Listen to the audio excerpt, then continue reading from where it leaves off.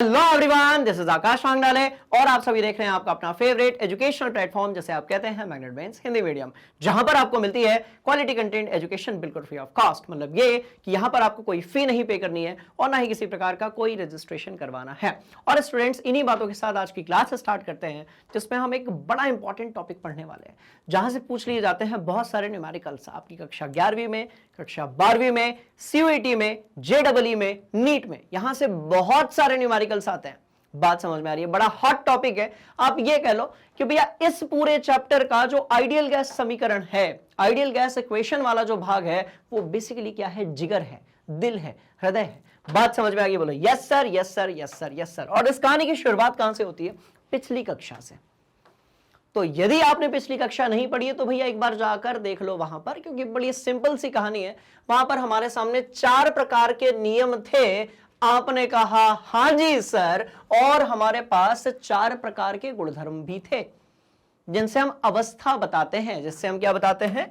अवस्था बताते हैं। अवस्था बताने वाले गुणधर्म लिख दो। इन्हीं से हम क्या बताते हैं? तो भैया इन्हीं से अपन बताते हैं अवस्था। क्या बताएंगे? अवस्था। स्टेट का हम यहां से जो है वो क्या करते हैं? डिफाइन करते हैं। बात समझ में आई? ये यस सर। तो यहां से जो है हम बताते हैं अवस्था। यहां से कौन सी चीज, कौन सी चीज, कौन सी चीज, कौन सी? तो भैया यहां से हम बताते हैं अवस्था, जिसमें आपके पास प्रेशर है, वॉल्यूम है, टेम्परेचर है और आपके पास n यानी कि मोलों की संख्या है। ये 4-5 प्रॉपर्टीज थी। इनके बीच में हमने पिछली कक्षा में खेल खेला था, जिससे निकल कर आए थे ये 4 नियम। बात समझ में आ गई? जिसमें पहला क्या था भैया? तो बॉयल का नियम था। अच्छा, एक और चीज, जब यहां पर किसी 2 गुणधर्मों को हम आपस में कनेक्ट करते हैं, ऐसे उनके बीच में डायरेक्टली इनवर्सली ऐसे रूल बनाते हैं। बात समझ में आ रही है? तो बाकी के जो दोनों हैं वो नियत यानी कि कांस्टेंट होते हैं। फॉर एग्जांपल, मैंने कहा कि भैया मेरे को वॉल्यूम और टेम्परेचर को कनेक्ट करना है। अब यहां से तो हमारे ये समझ में आ रहा है कि भाई तापमान बढ़ेगा तो आयतन भी बढ़ेगा, तापमान बढ़ेगा तो आयतन भी बढ़ेगा। तो इस समय पर प्रेशर और मोलों की संख्या कैसी होगी? कांस्टेंट होगी। कैसी होगी? तो भैया कांस्टेंट होगी। कांस्टेंट का मतलब एकदम स्थिर होगी। कैसी होगी? आपने कहा सर स्थिर होगी। कैसी होगी? स्थिर होगी। बात समझ में आई? सिंपल सिंपल सी कहानी, अपन ने दिमाग पे पूरा मामला सेट कर लिया था। ठीक है, अपन आगे बढ़ते हैं। तो ये 4 नियम ऐसे निकल कर लाए थे। तो मैंने सोचा कि जब ये 4 नियम से ही हमें आइडियल गैस इक्वेशन जो है वो प्रूव करनी है, डिजाइन करनी है, बात समझ में आ रही है, तो क्या करते हैं कि इनका भी हम रिवीजन कर लेते हैं। बात समझ में आई? तो ध्यान से देखिएगा भैया, जो बॉयल का नियम है वो प्रेशर और वॉल्यूम के बीच में लगता है। मतलब ये कि जब आप आयतन बढ़ाओगे तो दाब कम होगा, और जब आप दाब कम करोगे तो आयतन जो है वो क्या हो जाएगा? भाई बढ़ जाएगा। ऑन द सेम वे, यदि हम चार्ल्स के नियम की बात करते हैं, है ना, ये प्रिंस चार्ल्स नहीं है, पर एक केमिस्ट्री के प्रिंस चार्ल्स है। बात समझ में आ रही है? तो ये आप यदि चार्ल्स के नियम की बात करेंगे तो वहां पर आपको आयतन और तापमान के बीच में मिलेगा।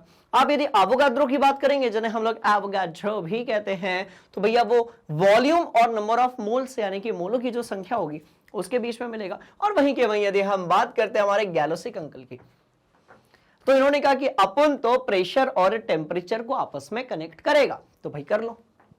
बात समझ में? तो अब जो चीज लिखने जा रहा हूं उसको ध्यान से देखना। ये 4 नियम है। पहला नियम कहता है प्रेशर के बढ़ने से वॉल्यूम यानी कि आयतन कम होगा।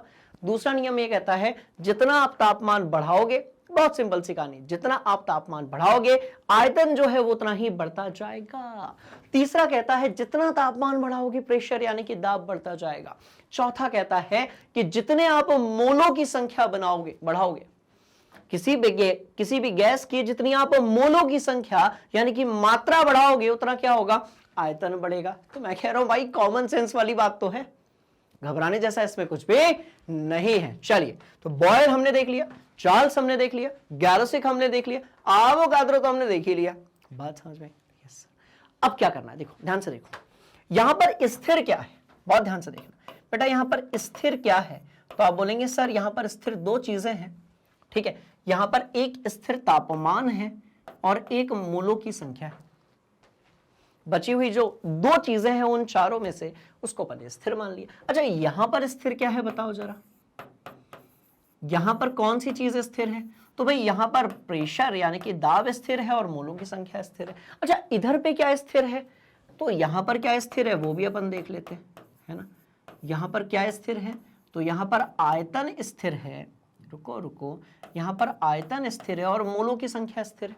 बात समझ में आ गई। और न सेम वे यहां पर क्या स्थिर है, तो आप ध्यान से देखेंगे तो यहां पर स्थिर है आपका P और T। क्लियर है। अब इन सब के लिए ग्राफ भी होते हैं, वो भी देख लेते हैं, फिर सबको करेक्ट करेंगे और हमें क्या मिल जाएगा भाई, आदर्श गैस समीकरण मिल जाएगा। बात समझ में, इतना नोट करो, बहुत इंटरेस्टिंग कहानी। ठीक है, पक्का बोलो यस सर, बहुत बढ़िया। अब एक काम करते हैं, यहां एक ग्राफ बनाते हैं। चलो एक ग्राफ बनाते हैं। ग्राफ बनाने के लिए अपने को तीर मारने पड़ेंगे। क्या तीर, यार भाई तीर गलत हो गया ये वाला। चलो तो ग्राफ बनाने के लिए अपने को क्या करने पड़ेंगे, तीर मारने पड़ेंगे। तो एक तीर मैंने ऊपर बनाया है ना, एक तीर मैंने यहां बना दिया। हमें बाजू में भी तीर बनाना ही है तो हम वो भी बना देते हैं। चलो एक तीर ऊपर बना दिया, एक तीर मैंने ऐसे बना दिया। ठीक है जी, ये भी एक बढ़िया वाली कहानी है। इधर पे भी बना ले, चलो बना देते हैं। एक तीर मैंने यहां बना दिया, एक तीर मैंने यहां बना दिया, यहां पर भी बना देते हैं एक तीर। चलो तीर मारेंगे और तीर सीधे टॉपिक यानी कि कॉन्सेप्ट पे जाकर लगेगा। बात हो गई भैया खत्म। ठीक है, चलो बहुत ध्यान से देखेंगे आप सभी। तो अब क्या करने वाले हैं, तो भैया अब जो है जादू देखने वाले हैं। देखो कैसे, प्रेशर और वॉल्यूम के बीच में बन रहा है, तो यहां पर आप दाब रख दीजिए और यहां पर आप क्या रख दीजिए, 1/v रख दीजिए। क्या रख दीजिए, 1/v। या फिर आप जो है एक तरफ रख सकते हो v यहां पर और 1/p यहां पर रख दो, कोई फर्क पड़ने वाला नहीं है। बात समझ में। तो यहां पर क्या होगा, अपने को एक ग्राफ मिलेगा जो कि ऐसा मिलेगा। ऑन द सेम वे आप यदि यहां पर क्या रखते हैं भाई, वॉल्यूम रखते हैं, आप यहां पर यदि तापमान यानी कि टेम्परेचर रखते हैं तो आपको एक ग्राफ ऐसा मिल जाएगा बेटा। ऐसे ही आप यदि यहां पर दाब रखते हैं, यहां पर आप ताप रखते हैं, तो आपको एक इस तरीके से लाइन मिल जाएगी। इसका मतलब ये सब क्या बता रही है, ये बता रही है समानुपाती, अनुक्रमानुपाती। बात समझ में। और यहां पर आप v रख दीजिए, यहां पर आप n रख दीजिए और ये बन गया आपका ग्राफ। क्लियर है कहानी। तो अब ये जो ग्राफ आपको मिल रहा है ये भी पता होना चाहिए, क्योंकि ये भी कई बार पूछ लिया जाता है। बिल्कुल आप ग्राफ्स, हर एक नियम की यदि आप बात करेंगे तो भैया आपको ग्राफ बहुत अच्छे तरीके से पता होने चाहिए। आपने कहा हाँ सर कोई दिक्कत नहीं है, एक ग्राफ की ट्रिक बता दीजिए, बाकी ये सब हम याद कर लेंगे। ठीक है, तो बहुत ध्यान से देखना। देखो कंफ्यूज नहीं होना, v लिखो या 1/p लिखो, या फिर p को ऊपर भेज दो, v को नीचे भेज दो, तो ऐसा मिल जाएगा अपने को। अब बताओ मुझे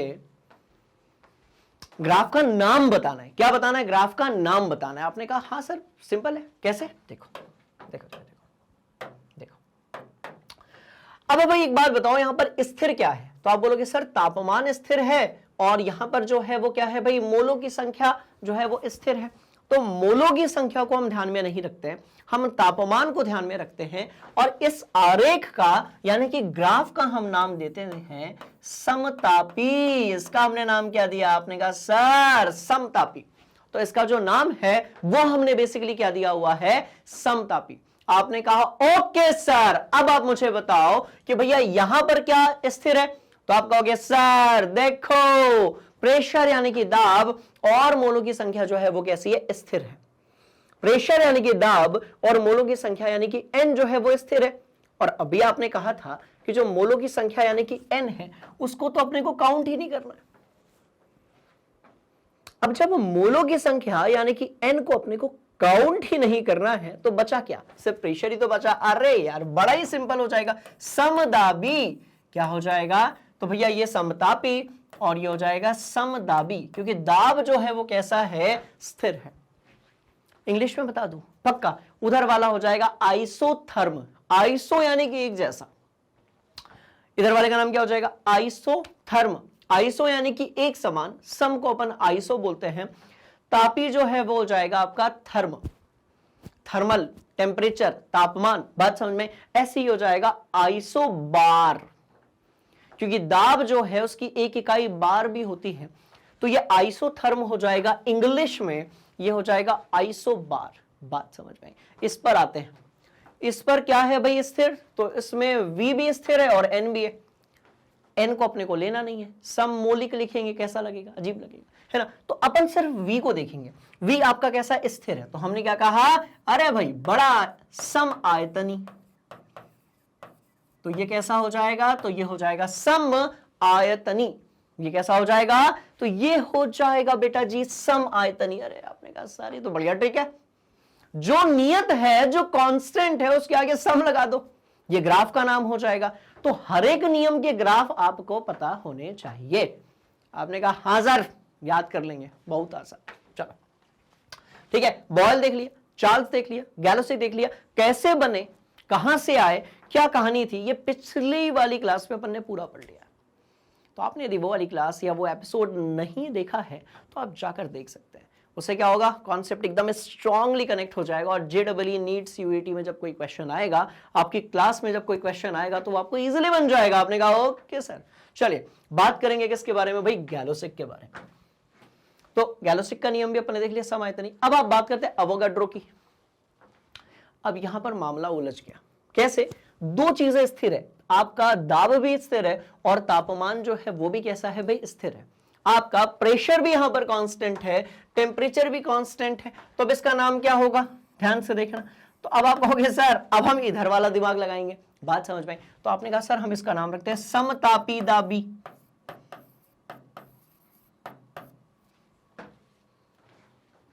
वो होता है ना हीरो हीरोइन की जब शादी होती है, दोनों के बच्चे का नाम में दोनों के नाम आ जाते हैं, उस प्रकार से, बात समझ में आई। तो ये कैसा हो गया, समतापी दाबी। अरे भैया ये बड़ा अजीब सा लग रहा है, एक काम करते हैं हम इसका कोई नाम ही नहीं रखते। तो इस वाले ग्राफ का कोई भी नाम नहीं होता, इस वाले आरेख का कोई भी नाम ही नहीं होता, बात समझ में। इसमें समतापी समदाबी ऐसा कोई नाम नहीं होता, इसका कोई नाम ही नहीं है। क्लियर है कहानी, बोलो यस सर, बस नोट कर लो, खेल अपना खत्म हो गया, है ना। तो चारों नियम अपन ने देख लिए, कौन सी चीज उसमें स्थिर है वो भी अपन ने देख लिया, इन सबके बीच में जो आरेख यानी कि ग्राफ बनेगा भाई वो भी हमने देख लिया। आपने कहा ओके सर आसान है, नोट कर लिया जाए, ठीक है। और कहीं कोई डाउट है तो आप पूछ सकते हैं, बहुत आसान है, मत घबराइए, ठीक है। चलिए तो इस तरीके से ये चीज अब आपने देख ली। अब क्या करना है, अपने को जादू देखना है। अब कौन सी चीज देखनी है, तो अपने को जादू देखना है, और हमें बात करनी है किसके बारे में भाई, आइडियल गैस इक्वेशन यानी कि आदर्श गैस समीकरण। क्लियर है, जब इन सारे नियमों को हम आपस में मिला लेंगे तब निर्माण होगा, उत्पत्ति किसकी होगी, तो भाई आदर्श गैस समीकरण की उत्पत्ति होगी। कैसी होगी, क्या होगी, क्या कहानी है, पूरा लपेट लेते हैं, ठीक है। चलो ये नोट कर लिया, हाँ सर आओ। दो तीन चीजें देखो। अब सवाल पैदा होता है कि आदर्श गैस क्या होती है, आदर्श गैस समीकरण क्या होता है। इन सब के लिए सबसे पहले अपने दिमाग में एक चीज याद रखें कि भैया दो प्रकार की गैसें होती है। कुछ ऐसी गैसें होती हैं जो बॉयल का नियम, चार्ल्स का नियम और एवोगाड्रो का नियम पूर्णतः क्या करती है भाई, फॉलो करती है, उसका पालन करती है। ऐसी गैसों को हम कहते हैं आदर्श गैस। तो यदि आपसे कोई पूछे कि भाई आदर्श गैस यानी कि आइडियल गैस जो है वो क्या होती है, तो आप क्या बोलोगे, सर बहुत ही आसान है, ऐसी गैस जो बॉयल के नियम, चार्ल्स के नियम और एवोगाड्रो अंकल के नियम को फॉलो करती है, ऐसी गैस को अपन बोलते हैं आदर्श गैस। चलो ठीक है। अब जैसे जैसे पहली वाली लाइन में आपने कॉन्सेप्ट सीखा, पूछा जाता है कई बार स्कूल्स में कि भाई आइडियल गैस क्या होती है बताओ, तो फिर आपके दिमाग में चलता है कि सर कोई भी चीज आइडियल थोड़ी है इस पूरी दुनिया में। बिल्कुल सही बात है। तो ये गैस कैसी होती है, तो भैया ये गैस काल्पनिक होती है। अरे बाबा ये गैस कैसी होती है, बात समझ में आ रही। तो ये गैस जो है वो काल्पनिक होती है, मतलब कि जो वास्तविक गैसें होती हैं, जो रियल गैसेस होती हैं, वो इस गैस के करीब हो सकती हैं, पर दुनिया की कोई भी जो गैस है बेसिकली वो आपकी आदर्श गैस नहीं है। बात समझ में आई। कुछ गैसें हैं जो आदर्श गैसों के समान व्यवहार दर्शाती हैं, बिहेव करती हैं, पर कोई भी गैस ऐसी नहीं है पूरी दुनिया में जो बेसिकली क्या हो, आइडियल गैस हो। उसके करीब हो सकती है पर आइडियल नहीं है, आदर्श नहीं है।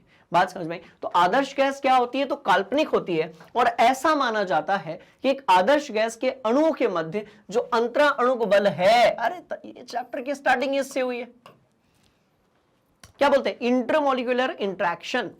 क्या बोलेंगे, इंटरमोलिकुलर इंट्रैक्शन, वो होता ही नहीं है। अरे बढ़िया वाली बात। तो ये गैस कैसी होती है? तो भैया काल्पनिक होती है, और ऐसा माना जाता है कि एक आदर्श गैस के अणुओं के मध्य जो भी बल लगता है वो कितना होता है? शून्य होता है, मतलब वो बल एग्जिस्ट ही नहीं करता है। और इसीलिए ऐसा तो अब हो नहीं सकता भाई, कुछ ना कुछ तो बल लगेगा।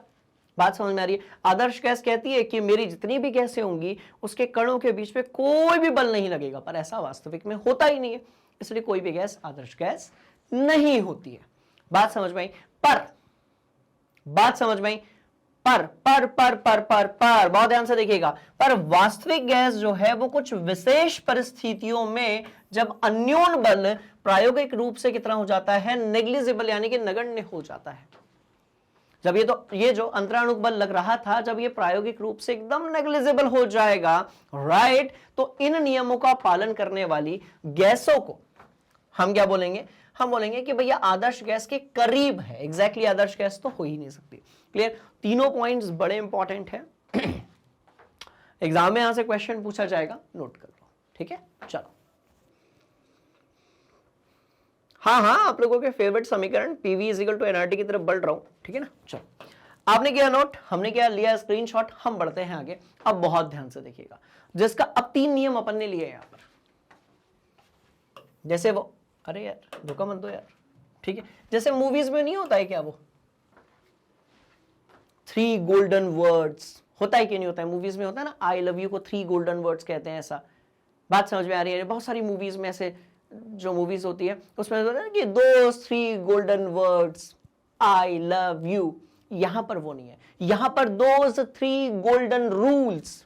यहां पर बात किसकी हो रही है भैया? दोस 3 गोल्डन रूल्स, दोस 3 गोल्डन लॉ की यदि हम बात करेंगे, बात समझ में आई? 3 गोल्ड के नहीं, गोल्डन लॉ।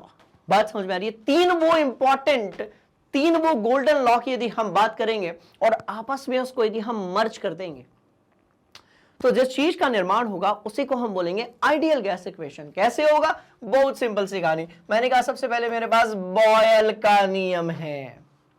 मैंने कहा भैया सबसे पहले मेरे पास बॉयल का नियम है। बॉयल का नियम क्या कहता है? बॉयल का नियम कहता है V is directly proportional with 1/P। सारे नियम पिछली कक्षा में पढ़ा चुका हूं, एक बार जाकर देख लेना, बहुत ही हलवा वाला टॉपिक है। बात समझ में आ रही है? बोलो यस सर, बहुत हलवा टॉपिक है भैया। चलो ध्यान से देखो तो, अरे मिटा क्यों दिया, रुको 1 मिनट। हाँ गुरुजी इमोशनल हो जाते हैं, ठीक है। चलो, तो मैंने कहा भैया V is directly proportional with 1/P। इसका मतलब क्या हुआ कि जैसे जैसे प्रेशर बढ़ेगा वॉल्यूम कैसा होता जाएगा?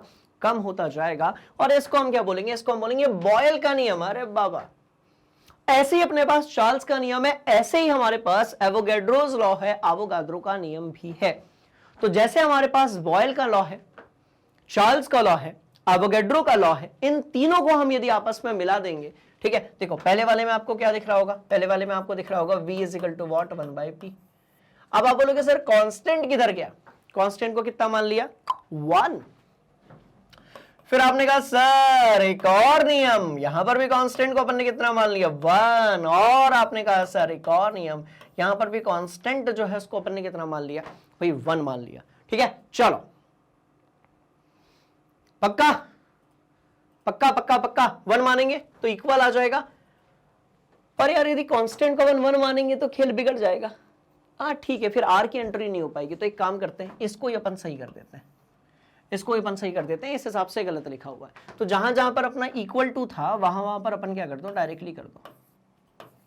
1 मारोगे तो होगा कुछ नहीं, 1 यदि आप मानोगे तो वो जो R आपको वहां पर दिख रहा है ना, बात समझ में आई? वो जो R आपको वहां पर दिख रहा है, क्लियर है कहानी, वो आपका 1 हो जाएगा। इससे ज्यादा कुछ होने वाला है नहीं। चलिए 3 नियम आपको दिख रहे होंगे, इन तीनों नियम की आपस में क्या बना दी? खिचड़ी। इसकी हमने क्या बना दी? खिचड़ी। इन तीनों नियमों की आपस में हमने क्या बना दी? खिचड़ी बना दी। तीनों नियम यहां पर आपको जो दिख रहे होंगे, इन तीनों की आपने आपस में क्या कर दी? तो भैया खिचड़ी बना दी। तीनों को आपस में मिक्स कर दिया। जब तीनों को आपस में आपने मिक्स कर दिया तो मिला क्या? चलो पहले वाले को लेते हैं। P is directly proportional with 1/, तो भाई P मिला।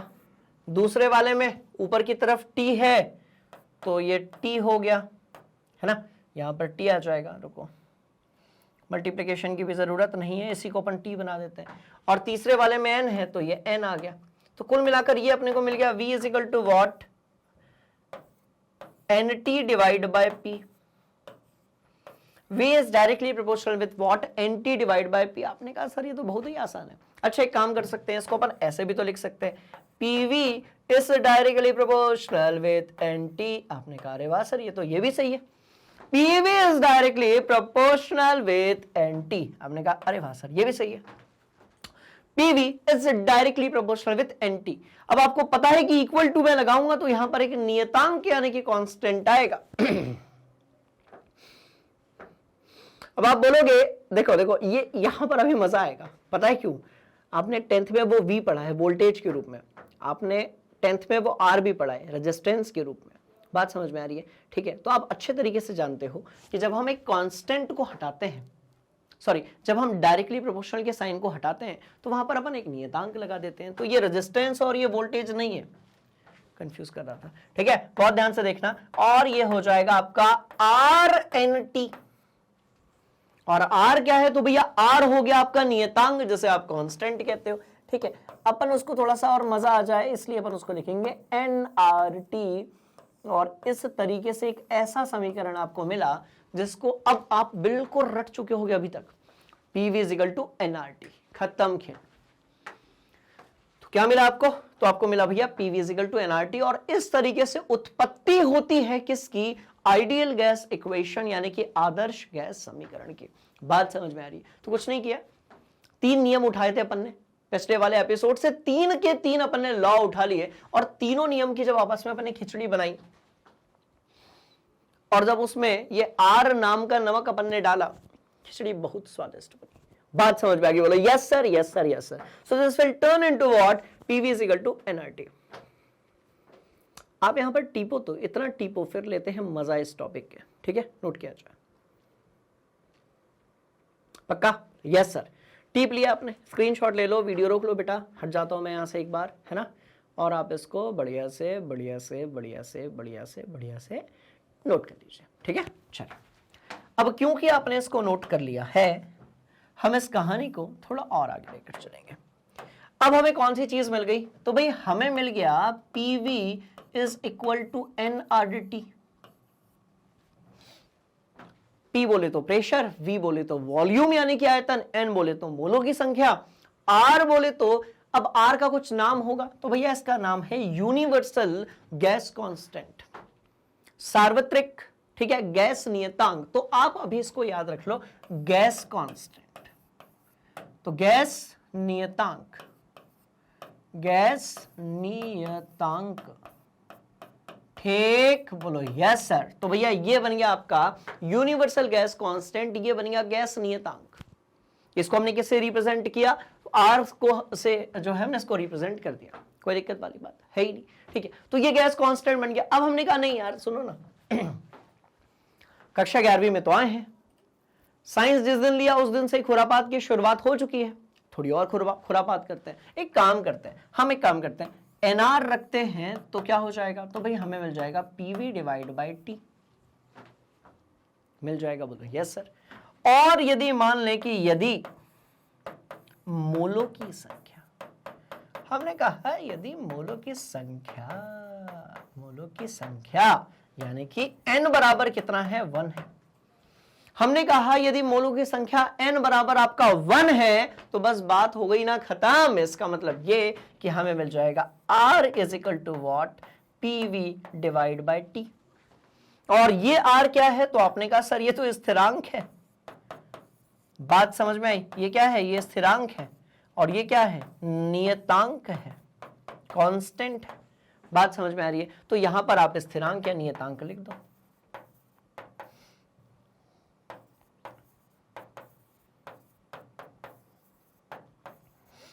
क्लियर है? अब इतना तो करो नोट। ठीक है, आप इतना कर लो नोट, मैं एक तरफ हो जाता हूं और आपने स्क्रीनशॉट लेकर इसको नोट कर लिया। ठीक है, पक्का? बोलो यस सर। अब सुनो, जादू यहां से शुरू होता है। ये तो आपको बन गया, आपने कहा हाँ जी सर। अब पता है दूसरा कंफ्यूजन आपको क्या आता है? सर ये R जो है ना, ये बहुत परेशान करता है। इस आर के हमारे पास 5-6 प्रकार की अलग अलग इकाई है, वैल्यू है, मूल्य है, मान है। ये जो आर है इसकी सीजीएस में अलग वैल्यू है, इसकी जो है एसआई अलग वैल्यू है, इसकी एमकेएस में अलग प्रकार की वैल्यू है। बात समझ में आई? तो ये जो बेसिकली आर है इसकी बहुत अलग अलग प्रकार की क्या है भाई, वैल्यूज है, अलग अलग प्रकार की इसके जो है क्या है, तो नंबर्स में आती है, अलग अलग इसके मान है। कौन सा वाला मान कब याद रखना है ये आपके लिए एक डाउटफुल केस है। बात समझ में आ रही है? तो एक काम करते हैं, इस कहानी में थोड़ा सा ट्विस्ट लेकर आते हैं। ट्विस्ट क्या है कि भैया जितने भी प्रकार के आर होते हैं बस एक बार सबकी वैल्यू लिखकर रख लो आप यूनिट के साथ में। जितने भी प्रकार के आर होते हैं सबकी एक बार आप वैल्यू लिखकर रख लीजिए, किसके रूप में, तो भाई यूनिट के रूप में। बात समझ में आई? फिर मैं आपको बताऊंगा कि जब न्यूमेरिकल्स आएंगे तब कहां पर हम कौन सी वैल्यू जो आर है उसकी पुट करेंगे। आपने कहा हाँ जी सर, तो आप एक काम करेंगे, आप इसको नोट करेंगे, बोलिए यस सर, और जो है आप आर की अलग अलग वैल्यूज को एक बार लिख कर रखेंगे। फिर अपन बढ़ते हैं आगे, बहुत मजा आएगा। चलिए, तो अब भैया आपने अलग अलग आर का जो मान है, मूल्य है, कीमत है, वैल्यूज है, वो अपनी कॉपी में नोट कर ली होगी। कब कहां पर कौन सी वैल्यू को यूज करना है उसको लेकर अपन बात कर लेते हैं, और हम ये भी बात कर लेते हैं कि वो डिराइव कैसे हुआ, डिजाइन कैसे हुआ। क्लियर है कहानी? बोलो यस सर। चलो, तो आर के बारे में अपन जानकारी जो है वो निकाल चुके हैं, गैस नियतांक हम इसे कहते हैं, और हम इसकी वैल्यूज कैसे बनती है उसके बारे में बात करते हैं। तो बहुत ध्यान से देखिएगा, हमने कहा भैया आर बराबर जो है वो क्या है, रुको जरा इसको तरीके से कंफ्यूजन दूर करता है। हमने कहा आर इज इक्वल टू क्या है भाई, पी है, वी है, डिवाइड बाय एन है और टी है। सबकी यदि हम एसआई इकाई रखेंगे, देखो ध्यान से देखना, यहां पर हमने सबकी जो है एसआई यूनिट रखी हुई है। बात समझ में आई? तो सबकी यदि हम एसआई यूनिट रखेंगे तो भाई हम सीधी सी बात है कि प्रेशर जो है उसको हम कैसे रखेंगे, हम प्रेशर जो है उसके लिए हम 10⁵ पास्कल रखेंगे। एक बार की जो वैल्यू होती है 1 bar is equal to 10⁵ pascal, आप जानते हो। पिछली क्लास में हम लोगों ने प्रेशर, वॉल्यूम और तापमान के अलग अलग प्रकार की इकाइयों के बारे में बात की थी। चलिए, तो दाब जो रहेगा, प्रेशर जो रहेगा, उसके लिए हमने पास्कल रखा। आपने कहा ओके सर। इसके बाद यदि हम बात करते हैं एसटीपी पर, राइट, तो आपने जो वॉल्यूम है उसको मीटर क्यूब में ले लिया, और आपने मोलों की जो संख्या है उसको आपने माना 1 मोल। बात समझ में आ रही है? मोलों की संख्या को आपने 1 मोल मान लिया, और तापमान जो है वो आपने कितना ले लिया, 273.15 केल्विन, मतलब कि 0 डिग्री सेल्सियस, मतलब कि एसटीपी पर होने वाला तापमान। चलो भैया, यहां पर भी कहानी कैसी हो गई, एकदम क्लियर हो गई। अब यदि आप बहुत ध्यान से देखेंगे तो अब आप बोलेंगे सर ये वैल्यू कैसे आई, ये वैल्यू जो है वो किस तरीके से आई। तो बहुत ध्यान से देखो बेटा, 10⁵ यहां पर है, -3 यहां पर है, तो ये हो जाएगा आपका 22 इंटू 7 इंटू, देखो 5 यहां पर, -3 यहां पर, ये कितना हो जाएगा, 10⁻² हो जाएगा। ठीक है, डिवाइड बाय नीचे की तरफ कितना आएगा, तो भैया 273 के आसपास आएगा। बात समझ में आ रही है? हम यदि उसको 273.515 ले लो, चलो, है ना। अब यदि हम इसको पूरा लिखेंगे तो ये हो जाएगा 2271, है ना, 2 0 थे वो यहां पर कट पिट गए, और ये 273.15। तो आप यदि ऊपर वाली वैल्यू को नीचे वाली वैल्यू से आप यदि डिवाइड करोगे, देन सीधी सी बात है कि ये वैल्यू आ जाएगी। बात समझ में आई? तो इस तरीके से पहली वैल्यू आ गई, कोई दिक्कत वाली बात, कोई दिक्कत वाली बात नहीं है। और यही होगी आपकी क्या, एसआई यूनिट। नीचे वाली भी एसआई यूनिट है, ठीक है, पर ये मेन आपका एसआई यूनिट वाला फॉर्मूला होगा आर के लिए। वैल्यू होगी किसके लिए, तो भाई आर के लिए। तो आपने पास्कल में निकाल लिया, देखो, तो दाब के लिए आपका पास्कल है, ठीक है, वॉल्यूम यानी कि आयतन के लिए आपका मीटर क्यूब है, तापमान के लिए आपका केल्विन इनवर्स है, और मोल के लिए आपका मोल इनवर्स है। बात समझ में आई? तो इस वैल्यू को तो अपन ने कर दिया फिक्स्ड, इस वैल्यू को हमने क्या कर दिया भाई, फिक्स्ड कर दिया। क्या कर दिया, फिक्स्ड कर दिया। बात समझ में आ रही है? अब यदि आप इसको भी चेंज करना चाहते हैं, बात समझ में आ रही है, आप यदि इस पास्कल को चेंज करना चाहते हैं और नीचे वाली वैल्यू बनाना चाहते हैं तो वो भी आसान है। ठीक है, तो अब ध्यान से देखना, पहले यहां तक नोट कर लो। इसको डिवाइड करोगे इससे तो 8.314 के आसपास आएगी। ठीक है, नीचे वाला छोड़ दो। अब यहां तक क्लियर, बोलो यस सर। अब यदि यहां तक क्लियर है, ठीक है, तो इसकी मैं अलग अलग जो इकाई है, अब इस वाली इकाई से ये कैसे बनी है वो बताता हूं। क्योंकि कभी कभी क्या होता है, प्रेशर जो होता है वो किस में दिया होता है भाई, बार में दिया होता है, और आपका जो आयतन है वो किस में दिया होता है, लीटर में दिया होता है। तो ऐसे टाइम पर फिर हमें नीचे वाली वैल्यू पुट करनी है। क्लियर है? Yes sir. तो अब ये कैसे आएगा वो भी अपन देख लेते हैं, और नीचे वाला कैसे आएगा वो भी हम देख लेते हैं। चलिए भैया, तो ये तो थी पास्कल की बात। इसको यार थोड़ा सा 1 मिनट के लिए अपन हटा देते हैं। क्यों हटा देते हैं वो भी बताते हैं, ठीक है ना। ये वैल्यू लेकर आनी है अपने को। अब ध्यान से देखो बेटा, 1 बार बराबर 10 की घात 5 पास्कल होता है, और यहां पर कितना दिया है, तो भाई 1 मीटर क्यूब भी दिया हुआ है। तो इसको भी देख लो आप, है ना। इसको मिटा दे, क्योंकि आप नोट कर चुके हैं, इसलिए इसको यहां से मिटा देते हैं। ऐसा ही वाला ये भाग भी यहां से मिटा देते हैं, ठीक है। चलो, तो एक चीज हमने देखी कि जो 1 बार है, 1 बार जो है वो है आपका 10⁵ पास्कल, और 1 लीटर जो है, या फिर आप ये कहें तो मीटर क्यूब में है यहां पर, तो 1 मीटर क्यूब जो है वो आपका 1000 लीटर के बराबर होता है। तो आप उसको 10 की घात 3 लीटर लिख सकते हो। बात समझ में? मतलब ये कि 1 मीटर क्यूब यदि आपके पास है, आपके पास एक घन है, एक क्यूब है जिसकी लंबाई, चौड़ाई और ऊंचाई जो है भैया वो 1 मीटर है, तो उसमें 1000 लीटर पानी आता है। बात खत्म हो गई। क्लियर? उसका जो आयतन है वो 1000 लीटर के बाद होगा, ठीक है। तो 1 मीटर क्यूब की जगह पर हम ये भी लिख सकते हैं। बोलो यस सर। तो अपने को लीटर में ही तो लेकर आना है, ठीक है। अब यदि आप ध्यान से देखेंगे तो देखो 1 बार बराबर 10 की घात 5 पास्कल होता है, तो 1 पास्कल कितना होगा बेटा। तो यदि इसको अपन इधर लेकर आते हैं तो 1 पास्कल कितना हो जाएगा, तो आप कहेंगे सर 1 पास्कल हो जाएगा 10 की घात -5 बार। चलो भैया ये भी ठीक है। 10 की घात -5 कितना हो जाएगा, तो भाई बार हो जाएगा। किसकी बात करेंगे, तो 1 पास्कल हो जाएगा 10 की घात -5 बार। चलो अब एक काम करते हैं, जहां पर पास्कल दिया है ना, इसको अपन आगे लेकर चलते हैं। और करना क्या है, देखो ये केल्विन इनवर्स और मोल इनवर्स में कोई चेंज नहीं हो रहा। देखो सब जगह वही है, kelvin inverse, mole inverse, kelvin. अपने को सिर्फ क्या, ध्यान से देखिएगा, देखो दाब और आयतन, सिर्फ परिवर्तन आएगा दाब और आयतन की इकाइयों में। और क्योंकि दाब और आयतन की इकाइयों में परिवर्तन आता है, इसीलिए आर के मान में भी परिवर्तन आता है। कैसे आता है अभी बता रहे, बहुत बढ़िया तरीके से सुनिएगा। ये हो गया, यस सर। अब जहां पास्कल है, जहां पर 1 पास्कल लिखा हुआ है, वहां पर क्या आ जाएगा भाई, 10 की घात -5 बार आ जाएगा। आपने कहा अरे वाह सर ये ऐसे होता है। चलो, जहां पर मीटर क्यूब लिखा हुआ है, 1 मीटर क्यूब लिखा हुआ है, वहां पर क्या आ जाएगा भाई, सीधी सी बात 10 की घात 3 लीटर आ जाएगा। और केल्विन इनवर्स और मोल इनवर्स तो चल ही रहा है ना यार, उससे काहे घबराएंगे अपन। बात समझ में आई। अब यहां पर आपको दिख रहा है 10 की घात कितना, आप बोलोगे सर -5, वहां कितना है +3, कैंसल आउट होगा and this will turn into what, बहुत आसान है। 10 की घात -2 यहां पर आ जाएगा बार, यहां पर आ जाएगा लीटर, यहां पर आ जाएगा केल्विन इनवर्स, और यहां पर आ जाएगा ऐसा। वही तो है, ध्यान से देखो, ध्यान से देखो। बात समझ में आई। तो एक देखो बेसिक फॉर्मूला तो अपन ने बना डाला ना, और लाइफ जो है वो हो गई कैसी, झींगा लाला। बात समझ में आ रही है। अरे भैया पास्कल रखा, सबकी एसआई यूनिट मैंने रखी, तो मेरे को आर का ये वाला मान मिला। आपने कहा हाँ जी सर। अब मैंने क्या किया, मैं पास्कल को बार में परिवर्तित कर दिया, पास्कल को बार में परिवर्तित कर दिया, और मीटर क्यूब जो था उसको हमने लीटर में परिवर्तित कर दिया। वही तो किया, पास्कल को बार में परिवर्तित कर दिया और मीटर क्यूब को लीटर में परिवर्तित कर दिया। जैसे ही हमने परिवर्तित किया, चेंज किया, कन्वर्ट किया, अपने को ये वाला फॉर्मूला मिला। ऊपर से वैल्यू रख दी, कैंसल आउट किया 10 की घात -5 और 3 को, ये मिल गया अपने को। और खेल कैसा हो गया, खत्म। खेल कैसा हो गया, तो भैया खत्म हो गया, बात खत्म हो गई। ये फॉर्मूला मिल गया। चलो नोट किया जाए बढ़िया तरीके से, ठीक। कोनो दिक्कत, दुख, दर्द, कोई भी डाउट यदि है पूछ सकते हो, मत घबराओ, ठीक है ना। चलो, तो बेटा आपने ये वाला फॉर्मूला बना डाला, ये फॉर्मूला भी अपन ने बना डाला।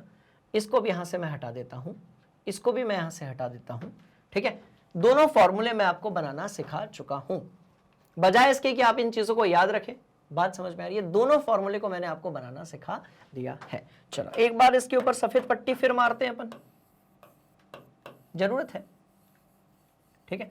चलो अब सवाल पैदा होता है कि सर इससे ये कैसे बनेगा, ये बता दीजिए। तो बेटा एक बात बताओ, देखो यहां पर क्या दिया भाई, पास्कल दिया है। ये जो पास्कल दिया हुआ है, पास्कल बेसिकली क्या है, पास्कल जो है वो दर्शा रहा है दाब को। बोलो यस सर, ठीक है। और दाब आपका क्या होता है, तो आप बोलोगे सर बल बटे क्षेत्रफल, बहुत बढ़िया, तो ये हो जाएगा बल बटे क्षेत्रफल। अरे बाबा ये तो और भी आसान है, तो ये हो जाएगा बल बटे क्षेत्रफल। अब जो बल है आपका वो क्या होगा, तो भाई वो हो जाएगा न्यूटन, ठीक है, बोलो यस सर। और क्षेत्रफल क्या हो जाएगा, तो भाई मीटर स्क्वायर, तो ये क्या हो जाएगा मीटर स्क्वायर। ऊपर जाके भाई साहब जो है वो चेंज हो जाएंगे किसमें, -2 में।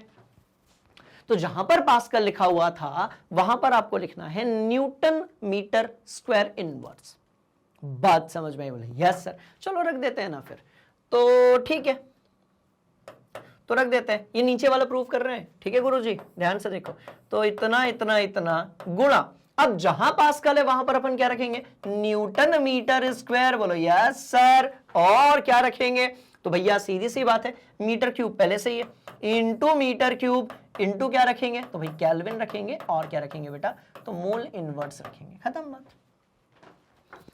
अब यहां पर आप यदि ध्यान से देखोगे, मैंने धोखा किया, मैं यहां पर 3 रखना चाहता हूं और मुझे रखना पड़ेगा, ठीक है। अब यदि आप यहां पर ध्यान से देखोगे तो यहां पर -2 है, यहां पर 3 है, 3 में से 2 गया तो 1 आया, ऐसा अपन ने पहली क्लास में सीखा था, बस वही अपन लगा देंगे, खत्म बात, ठीक है। तो ये हो जाएगा 8.314 इंटू ये न्यूटन, और 1 कैंसिल आउट हो गया बेटा, and this will turn into what, यहां पर इंटू नहीं आएगा क्योंकि इकाई का किसी नंबर से इंटू थोड़ी होता है, ठीक है। चलो आ जाओ, और ये हो जाएगा आपका न्यूटन मीटर पर केल्विन पर मोल। चलो ये भी बात बिल्कुल सही है। अब जहां पर न्यूटन मीटर है वो क्या है, ध्यान से देखो, यदि मैं आपसे कहता हूं न्यूटन मीटर, बात समझ में आई, इसका मतलब है बल गुणा दूरी, क्या है, या विस्थापन ले लो, बात समझ में आई, दूरी ले लो, विस्थापन ले लो। तो देखो फोर्स इंटू डिस्प्लेसमेंट क्या होगा, वर्क डन होगा, बात समझ में आई। बल गुणा दूरी जो है ये आपका कार्य हो गया, कार्य जो है उसकी इकाई क्या होती है, जूल होती है। तो आप यही तो लिख सकते हो जो इसके पीछे लिखा हुआ था, 1 newton metre is equal to 1 joule, ये लो। तो आप इसको और क्या लिख सकते हो, 8.314 इंटू नहीं आएगा, ठीक है, न्यूटन मीटर जहां पर था वहां पर क्या आ जाएगा भाई, जूल आ जाएगा, तो ये हो गया ना जूल, जूल पर केल्विन पर मोल। तो ये सबसे क्यूट सा फॉर्मूला है जो अपने को याद रखना है, ठीक है। सबसे क्यूट सी यूनिट ये वाली है, मैं फॉर्मूला क्यों बोल रहा हूं बार बार, बात समझ में। तो बेटा सबसे क्यूट सी यूनिट ये वाली है, क्लियर, ऐसे प्रूफ हो गई, दैट्स ऑल। तो पहली इकाई भी प्रूव हो गई, पहली आपकी जो यूनिट है वो पहली वैल्यू भी हो गई, दूसरी भी हो गई, और तीसरी भी हो गई। एसटीपी की बात करोगे, राइट, तो वो ये हो जाएगी, तो ये 4 है। तो याद रहे, दाब और आयतन का मान जब परिवर्तित होगा, दाब और आयतन यानी कि प्रेशर और वॉल्यूम के जब उसमें यूनिट्स में जब चेंज आएगा तो आर की वैल्यू में भी चेंज आएगा। बस यही कारण है कि आपका जो कैपिटल आर होता है, जैसे आप लोग गैस नियतांक कहते हो, गैस स्थिरांक कहते हो, बात समझ में आ रही है, उसकी अलग अलग वैल्यूज मिलती है ना, नोट करो, पक्का बोलो yes sir, yes sir, yes sir, ठीक है। चलिए थोड़ा और आगे इस कहानी को लेकर चलते हैं, ठीक है ना, और तो कुछ है नहीं इसमें। चलो अब ध्यान से देखिएगा, तो आदर्श गैस समीकरण की जब हम बात करेंगे तो भैया इसका संबंध जो होता है वो इन 4 चरों के साथ होता है। कौन से, तो भाई प्रेशर है, वॉल्यूम है, टेम्परेचर है, और आपका मोलों की संख्या है। बात समझ में। अब ये जो चीज लिखी हुई है ना, इसको आप याद ध्यान से देखो, इससे पूछे जाते हैं न्यूमेरिकल्स। इससे क्या पूछे जाते हैं भाई, न्यूमेरिकल्स पूछे जाते हैं। कैसे पूछे जाते हैं, समझने की कोशिश करते हैं, राइट। अब देखो भैया, मैंने कहा PV is equal to NRT, रट गया अब तक, तो आपको भी मिटाना पड़ेगा। अब मैंने कहा PV is equal to NRT, आपने कहा ओके सर, रट गया, बात समझ में। अब इसको हम और क्या लिख सकते हैं, तो हमने कहा भैया इसको हम लिख सकते हैं आर बराबर क्या, पीवी बटे एनटी, अभी लिखा था। अब यदि हम ये कहें कि मोलों की जो संख्या है वो 1 है, तो ये गायब हो जाएगा। तो जब मोलों की संख्या फिक्स हो गई तो अब ये कैसा आ जाएगा, नियतांक आ जाएगा, ये नियत हो जाएगा, फिक्स्ड हो जाएगा। अब ये अनुपात फिक्स्ड हो गया, मतलब आर का मान बढ़ाना है, बात समझ में आई। आर का मान बढ़ाना है तो पीवी बढ़ाओगे, आर का मान कम करना है तो टी बढ़ा दोगे, पर आर का मान तो कांस्टेंट हो गया ना आपका। यदि आर का मान कांस्टेंट हो गया मतलब ये कि ऊपर यदि पी इंटू वी बढ़ेगा ऊपर यदि P इंटू वी बढ़ेगा तो नीचे से टी भी बढ़ेगा, ताकि अनुपात जो है वो एक समान बना रहे, नियत बना रहे। क्लियर है कहानी? अनुपात जो है वो एक समान बना रहे या फिर नियत बना रहे। तो आपने कहा हाँ सर ये तो ठीक है, अनुपात जो है वो एक समान बना रहे यानी कि नियत बना रहे, तो भैया पीवी डिवाइड बाई ये कितना हो गया आपका, टी हो गया। यहां तक कोई दिक्कत? No sir. अब ध्यान से देखो, अब यदि सार को मैं यहां पर लेकर आता हूं और मैं कहता हूं कि भैया प्रेशर बढ़ रहा है, वॉल्यूम बढ़ रहा है, तो नीचे से तापमान भी बढ़ेगा। बात समझ में आई? तो जैसे प्रेशर, वॉल्यूम और टेम्परेचर में चेंज आया, तो ऐसे ही चेंज के बाद वो क्या हो जाएगा, प्रेशर में पहले प्रेशर P1 था, चेंज होने के बाद P2 हो जाएगा। पहले वॉल्यूम V1 था, चेंज होने के बाद V2 हो जाएगा। पहले टेम्परेचर T1 था, चेंज होने के बाद T2। ये चलता रहेगा, जहां तक गिनती आती है वहां तक लिखते जाओ, क्या फर्क पड़ता है। क्लियर बेटा? यहां से आते हैं न्यूमेरिकल्स, और आज की क्लास में हम न्यूमेरिकल्स भी करेंगे। ठीक है, नोट कर लो आप इसको, जो है नोट कर लीजिए, क्योंकि जब मैंने आपको सभी प्रकार के गैस के नियम पढ़ाए थे, कौन से वाले, चार्ल्स का नियम, बॉयल का नियम, गैलोसिक का नियम, एवोगाड्रो का नियम, तब मैंने वहां पर न्यूमेरिकल्स नहीं करवाए थे। यहां पर अपन करेंगे न्यूमेरिकल्स। ठीक है, नोट कर लो। ये है वो मास्टर फॉर्मूला, उधर भी लिखा है, इधर भी लिखा है, सब तरफ लिखा है। ठीक है, जहां से न्यूमेरिकल आता है, खत्म बात।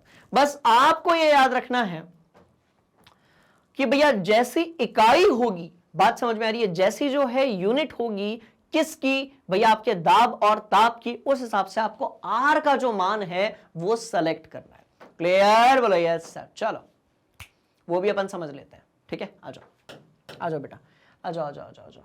ठीक है, चलो इसी को अपन लोग जो है वो क्या कहते हैं, तो भाई संयुक्त गैस का नियम कह सकते हो आप। इसी के लिए एक और नाम दिया था, चर समीकरण भी इसके लिए होता है, या आप इसे स्टेट इक्वेशन या फिर अवस्था समीकरण भी कह सकते हो। ठीक है ना? चलो ये तो बड़ी सिंपल सी कहानी थी। आइए आइए भैया, स्वागत है आपका एक और कॉन्सेप्ट में। ठीक है, चलो तो ध्यान से देखिएगा, एक तरफ हमारे पास दाब की इकाइयां दी हुई है, एक तरफ हमारे पास आयतन की इकाइयां दी हुई है, और एक तरफ हमारे पास जो है वो क्या दिया हुआ है, तो आर का मान दिया हुआ है। बात समझ में? तो बेटा इसको करो नोट, यह आएगा न्यूमेरिकल में काम।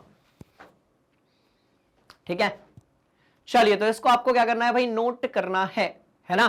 दाब की इकाई और आयतन की इकाई। और आप यदि एसआई यूनिट की बात करेंगे तो दाब की एसआई यूनिट यहां पर दी हुई है, आयतन यानी कि वॉल्यूम की एसआई यूनिट यहां पर दी हुई है।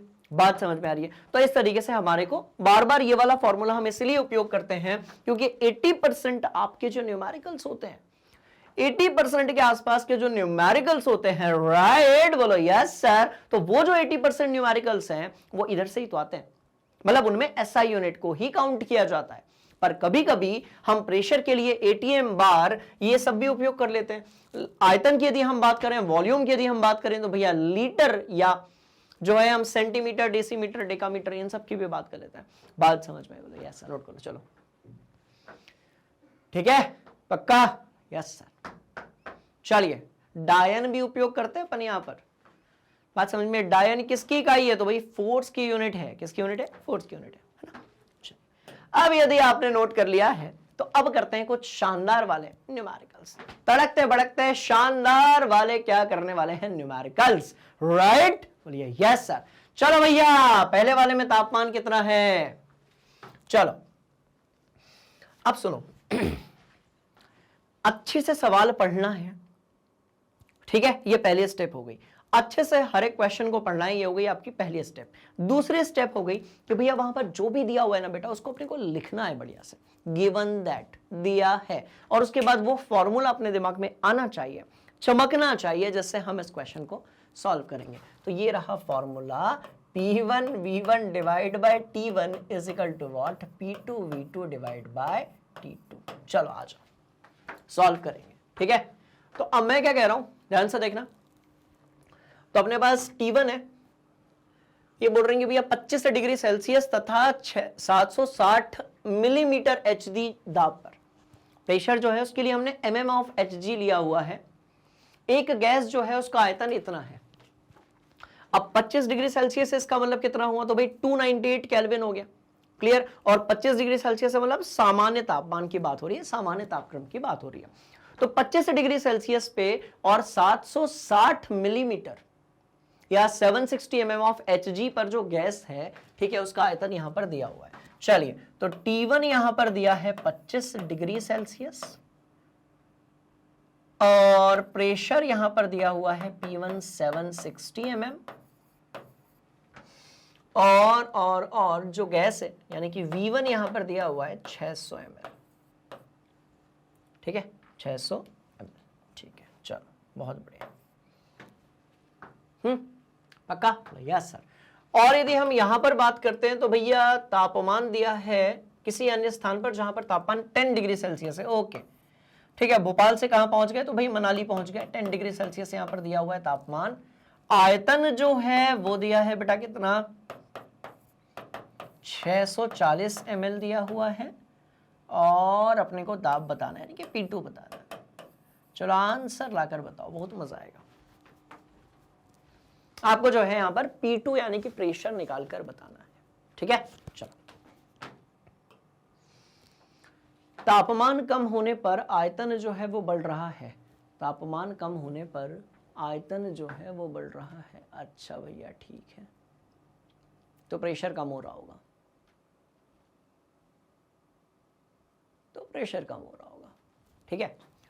चलिए, आंसर क्या होगा एक बार आप कैलकुलेट कीजिए। बहुत हलवा क्वेश्चन है। बढ़ते हैं आगे, डिस्कस करते हैं, बढ़ते हैं आगे।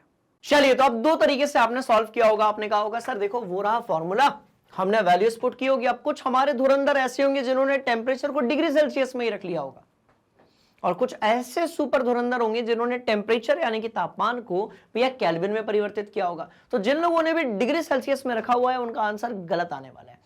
बात समझ में आई? अपने को जो है केल्विन में बदलना ही बदलना है। इसीलिए आपका देखो केल्विन में बदलने का सिंपल सा तरीका, आप इसमें 273 जोड़ दो। आप जो है इसमें 273 को जोड़ दीजिए, तो यहां पर आपका जो T1 होगा, है ना, इधर लिख देते हैं अपन लोग, तो T1 जो है वो कितना हो जाएगा? तो भाई इसमें 273 जोड़ेंगे तो कितना? 298 केल्विन। T2 में 273 में 10 जोड़ेंगे 283 हो जाएगा, 283 केल्विन। बात समझ में? दोनों वैल्यूज को पुट कर दीजिए, आंसर लेकर आ जाइए। चलो लेकर आते हैं बेटा, है ना। तो क्या लेकर आना है अपने को? देखो, अपने को P2 लेकर आना है।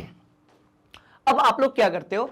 आप एक इक्वेशन बनाते हो, आप ऐसे करते हो, sir P1 V1 T1 is equal to what? P2 V2 T2। आप सबकी वैल्यू पुट करते हो, उसके बाद आप फिर इसको इधर लेकर आते हो, उसको इधर लेकर आते हो, फिर आप P2 कैलकुलेट करते हो। अरे भैया काहे इतनी मेहनत करना? सुनो, सबसे पहले समय बचाने के लिए क्या करो बेटा, सबसे पहले P2 निकालना है ना, P2 का ही फॉर्मूला लिख लो, P1 V1 T2 divide by T1 into V2। ये वैल्यू को तो आप लिख सकते हो ना, ये फॉर्मूला आप लिख सकते हो। बोलो यस सर। अब जहां पर P1 है वहां पर ये वैल्यू रखने का, जहां पर V1 है उसे यहां पर ये रखने का। T2 की जगह पर आपको जो है कितना रखने का? 283 केल्विन रखने का। और T1 जो है उसकी जगह पर आपको कितना रखने का? 298 केल्विन रखने का। खत्म बात। बात समझ में आई? तो पहले आपको जो चीज कैलकुलेट करनी है आप उसके लिए फॉर्मूला बनाइए, बजाय इसके कि पहले से ही आप फॉर्मूले में वैल्यू पुट करोगे। क्योंकि यदि आप यहां पर वैल्यूज पुट करेंगे, यदि आप ऊपर की तरफ और वैल्यू पुट करेंगे, तो इससे बेसिकली क्या होगा? आपका समय बहुत ज्यादा बर्बाद होगा। बात समझ में आई? बोलो यस सर। तो बेस्ट ऑप्शन क्या है? आप पहले जो कैलकुलेट करना है उसका फॉर्मूला बनाइए और उसके बाद आप वैल्यूज को पुट कर लीजिए। क्लियर है कहानी? बोलो yes sir, yes sir, yes sir, yes sir, yes sir.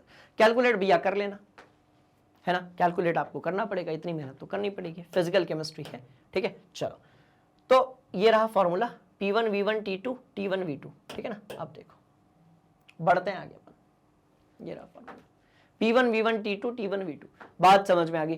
Temperature को चेंज करना है, बाकी किसी को भी चेंज करने की जरूरत नहीं है, ठीक है। चलिए और आगे बढ़ेंगे, और आगे बढ़ेंगे, और बढ़िया वाली बात करेंगे। सबकी वैल्यूज को हमने पुट कर दिया। हमारा जो P2 था वो निकल कर आ गया 676 mm ऑफ Hg। कितना निकल कर आया? तो ये निकल कर आ गया आपका 676 mm ऑफ Hg। मैंने आपसे कहा था कि जो प्रेशर है वो बेसिकली कैसा होगा?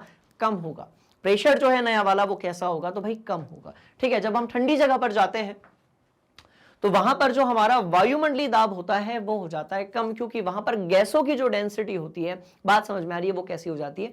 कम। जैसे जैसे हम ऊपर की तरफ जाएंगे तब भी गैसों की जो डेंसिटी है, घनत्व है, वो कैसा हो जाएगा? कम। इसके कारण लगने वाला जो दाब है वो भी कैसा हो जाएगा? तो भैया कम हो जाएगा, ठीक है। बोलो yes sir, yes sir, yes sir. एक और सवाल करेंगे, क्योंकि सीरियस सी बात है कि आप यदि किसी भी चैप्टर में, किसी भी सब्जेक्ट में, किसी भी एग्जाम में यदि शानदार रिजल्ट लेकर आना चाहते हैं तो आपको करनी पड़ती है बहुत सारी चीजों की प्रैक्टिस।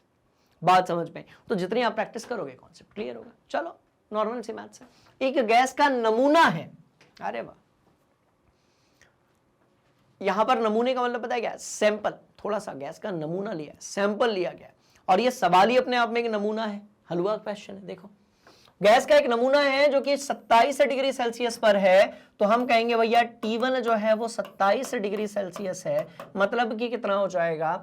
तो 300 केल्विन हो जाएगा। अरे बाबा, और क्या दिया है भाई? प्रेशर दिया हुआ है 0.9 बार, ठीक है, और वॉल्यूम दिया हुआ है 2.74 डेसीमीटर क्यूब। अरे बाबा, ठीक है। चलो अगला जो तापमान है वो दिया हुआ है 15 डिग्री सेल्सियस, मतलब कि मुझे 273 में 15 जोड़ना पड़ेगा, तो ये हो जाएगा मेरा 288 केल्विन। यार 273 में अपन यदि 15 जोड़ेंगे तो यही तो आएगा, हाँ यही आएगा, ठीक है। चलो तो ये हो जाएगा 288 केल्विन। और यदि हम बात करते हैं कि इसके प्रेशर की, तो इस बार प्रेशर दिया है 0.75 बार, ठीक है। क्या निकालना है? तो इस बार आपको V2 निकालना है। इस बार आपको क्या निकालना है? तो भाई V2 निकालना है। फिर वही रहा हमारे पास एक हलवा formula, P1V1 divide by T1 is equal to P2V2 divide by T2। खत्म किया। बात समझ में आ रही है? क्या निकालना है भाई? V2 निकालना है। अरे बहुत आसान, V2 इज इक्वल टू कितना हो जाएगा? P1V1 divide by T1 into T2 जो है वो ऊपर की तरफ जाएगा और P2 जो है वो आपका नीचे के तरफ आ जाएगा। ऐसे क्वेश्चंस को तो क्या बोलोगे आप सीखने के बाद? अरे हम ऐसे क्वेश्चंस को तो जेब में लेकर घूमते हैं। बात समझ में आ रही है? बड़ी इंटरेस्टिंग कहानी, निपटा दो। चलो ठीक है, सबकी वैल्यूज पुट कर देना बेटा, आपका आंसर आ जाएगा, और जो आपका वॉल्यूम आएगा वो इसी में आएगा, डेसीमीटर क्यूब में आएगा। क्लियर है? तो ऐसे इंटरेस्टिंग, इंपॉर्टेंट, शानदार धांसू क्वेश्चंस आते रहते हैं। ठीक है, चलो और आगे बढ़ते हैं। आइए देख लीजिए आप एक बार। V2 अपन ने निकाल लिया है, यहां पर वैल्यूज हमने पुट किया, हमारा आंसर आ गया 3.16 डेसीमीटर क्यूब, है ना। चलो क्या कहते हो? एक क्वेश्चन कर लिया, दो कर लिया, एक और कर लेते हैं, इससे और अच्छी प्रैक्टिस हो जाएगी और आप सीख जाएंगे सब कुछ। ठीक है, नाइट्रोजन गैस का फिर से हमने एक नमूना लिया है which is at 40 degree Celsius ताप। ठीक है, तो टेम्परेचर जो है वो है आपका 273 प्लस 40, यहां पर kelvin, this is your T1। और भैया प्रेशर कितना है? P1 is equal to what? 0.05 bar. अब एक चीज ध्यान रखनी भैया, कभी कभी हमारे मजे लेने के लिए, बात समझ में आ रही है, स्टूडेंट्स के मजे लेने के लिए एक तरफ तो वो टेम्परेचर जैसे प्रेशर है उसको बार में रखते हैं, दूसरे वाले में वो पास्कल में रख देते हैं। यहां नहीं दिया है पर दूसरे वाले को वो पास्कल में रख देते हैं। बात समझ में आई? तो दोनों को अपने को एक कर लेना है, या तो आप पास्कल वाले को बार में परिवर्तित कर दो, या तो बार वाला जो है उसको आप पास्कल में परिवर्तित कर दो। अभी ऐसा नहीं हुआ है पर ऐसा न्यूमेरिकल्स पूछा जाता है नीट जैसी परीक्षाओं में। ठीक है, चलो तो भाई प्रेशर दिया हुआ है आपके पास और वॉल्यूम कितना दिया? 1 इतना, ये वॉल्यूम आपका हो गया। ठीक है जी, हम यहां पर बात करेंगे T2 and which is given bye -6 degree Celsius. अब -6 है, इसका मतलब 273 से घटाना पड़ेगा। अच्छा, तो 273 - 6 यहां पर हो जाएगा और ये केल्विन हो जाएगा। इसके बाद यदि हम बात करते हैं V2 की, तो भैया V2 अपने पास 0.2225 dm क्यूब दिया हुआ है, और P2 की यदि हम बात करेंगे तो ये अपने को कैलकुलेट करना, दाब निकालना।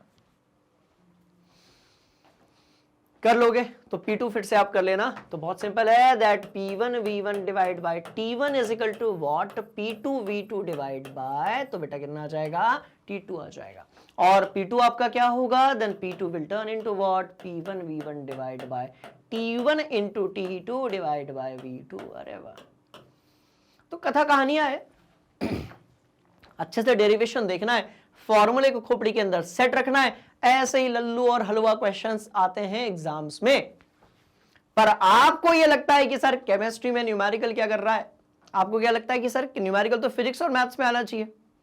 कई दिनों तक तो आप फिजिक्स के न्यूमेरिकल्स भी एक्सेप्ट नहीं कर पाए थे। आपको लगता था बस सर गणितीय जो सूत्र वाले सवाल होते हैं सिर्फ मैथ्स में ही अच्छे लगते हैं, पर ऐसा नहीं है। यदि आप फिजिकल केमिस्ट्री की बात करोगे भैया तो यहाँ पर बहुत सारे न्यूमेरिकल आते हैं और बहुत हलवा न्यूमेरिकल होते हैं, आपको बस प्रैक्टिस की जरूरत है। वैल्यूज पुट कीजिए, आंसर लाइए, हीरो बन जाइए। ठीक है, नोट कीजिए, खत्म बात। ठीक है, चलो और आगे बढ़ते हैं, और इंटरेस्टिंग कहानी और मजेदार कुछ बातों के बारे में हम बातें करेंगे। ठीक है, चलो आ जाओ आ जाओ आ जाओ, ये रहा 1.896 बार आ जाएगा। ठीक है ना, वैल्यूज पुट करके आप आंसर ला सकते हैं। चलिए और आगे बढ़ने वाले हैं। अब क्योंकि हमने PV is equal to NRT तो पढ़ लिया, आपने कहा हाँ जी सर बिल्कुल पढ़ लिया। अब हम एक काम करते हैं, उसमें थोड़ी सी और खुरापात करते हैं, उसमें थोड़ी सी और खुरापात करते हैं। 1 मिनट के लिए इधर मत देखना, उधर देखना। इसमें थोड़ी सी और खुरापात करते हैं। क्या करते हैं भैया, हमने देखा कि PV is equal to NRT है। अरे बाबा, हमने देखा कि पीवी इज इक्वल टू क्या है, तो PV is equal to NRT है। चलो पीवी इज इक्वल टू हमको क्या मिला, एनआरटी मिला। अब यदि मैं आपसे बोलूंगा, अपन थोड़ी बतिया लेते हैं इसके बारे में। अब यदि मैं आपसे बोलूंगा कि बताओ बिटवा, वो जो n है यहां पर वो कौन सी चीज है, तो आप बोलोगे सर मोलों की संख्या। क्या है, मोलों की संख्या। और मोलों की संख्या की यदि आप बात करते हैं तो भाई ये दिया गया द्रव्यमान बटे मोलर द्रव्यमान होता है। कुछ भी आपका दिया गया द्रव्यमान हो सकता है, बट ये क्या हो जाएगा भाई, मोलर द्रव्यमान हो जाएगा। बिल्कुल सही बात है। तो एक काम करते हैं, इसको हम लिखते हैं यहां पर P, और हम लिखते हैं यहां पर P, यहां पर हम लिख देते हैं M, हम इसको लिख देते हैं M डिवाइड बाय V, यहां पर हम लिख देते हैं RT। कोई दिक्कत, कोई दुख दर्द, बता दो देख के, इधर मत देखना, ये हटा लिया मैंने, बात समझ में आई। उसको देखकर बताओ कोई दिक्कत है तो आपने कहा सर देखो पहली वाली स्टेप में आपने क्या किया, मोलों की संख्या को दिया गया द्रव्यमान बटे मोलर द्रव्यमान लिख दिया, एन का फॉर्मूला आपने रखा, बिल्कुल सही है। फिर आप इस वाले एम को यहां लेकर गए, बदले में वो वी नीचे की तरफ आ गया, बिल्कुल सही है। अब आप मुझे एक बात बताओ बेटा, ये जो एम है ये क्या है, तो आप कहोगे सर ये द्रव्यमान है। कौन सा द्रव्यमान, तो भाई किसी भी गैस का दिया गया द्रव्यमान। कौन सा है, स्मॉल एम है। कैपिटल वी की यदि हम बात करेंगे तो ये क्या है, तो भाई आयतन है। अरे तो बात चमक रही है भैया दिमाग के अंदर, राइट। बात जो है वो दिमाग के अंदर पूरी तरीके से चमक रही है कि द्रव्यमान बटे आयतन आप कर रहे हो। अब द्रव्यमान बटे आयतन या फिर मास बाय वॉल्यूम की यदि हम बात करेंगे तो बच्चा बच्चा जानता है कि इसको अपन घनत्व यानी कि डेंसिटी बोलते हैं। अरे बाबा और भी ज्यादा इंटरेस्टिंग हो गया, इसको जो है हम घनत्व यानी कि क्या बोलते हैं, डेंसिटी बोलते हैं। ये हो गया, गर्दा उड़ा दिए, मजा आ गया। तो m बाय v जो है उसको अपन क्या बोलेंगे, डेंसिटी। तो ये हो जाएगा डेंसिटी यानी कि घनत्व। अब इसको रो से भी दर्शाते हैं और स्मॉल डी यानी कि डेंसिटी, वो उसको जो स्मॉल डी से भी दर्शाते हैं। बात समझ में आई। और यहां पर आपने लिख दिया ये, ठीक। अब यदि आपको डी की वैल्यू निकालनी है तो बहुत ज्यादा आसान है, राइट। बोलो yes sir, D is equal to कितना हो गया, तो P M divide by R T हो गया। और एकदम हलवा सा डेरिवेशन था। कहां गया, ये लो लिखा हुआ है उधर, बात समझ में आई। तो एकदम ये कैसा था, तो भैया हलवा सा डेरिवेशन था, ये लिखा हुआ है यहां पे, ठीक है, वो रहा डेरिवेशन। अब यदि आप यहां से ये कहते हो, ध्यान से देखना, देखो डेंसिटी तो आपने निकाल ली, गैसीय पदार्थ का घनत्व, ठीक है, घनत्व तो अपन ने निकाल लिया। आपने कहा हाँ सर घनत्व तो निकल गया, डेंसिटी तो अपनी निकल गई, ठीक है। तो आपने कहा सर देखिए घनत्व यानी कि डेंसिटी तो निकल ली नहीं, निकाल ली, ठीक है। अब हम कौन सी चीज करेंगे भाई, मोलर द्रव्यमान यानी कि हम जो है मोलर मास भी कैलकुलेट कर लेंगे। करना क्या है, इस फॉर्मूले को थोड़ा इंप्रोवाइज करना है। मतलब ये कि भाई कैपिटल एम निकालना है ना, तो ये रहा ना कैपिटल एम, ये लो ना, capital M is equal to what, D R T divide by P. तो ये हो जाएगा D R T divide by P. और यहां पर आपका कैपिटल एम यानी कि मोलार मास जो है वो बेसिकली निकल चुका है। ये रहा वो हलवा सा डेरिवेशन और फॉर्मूले की वैल्यू, नोट कर लो,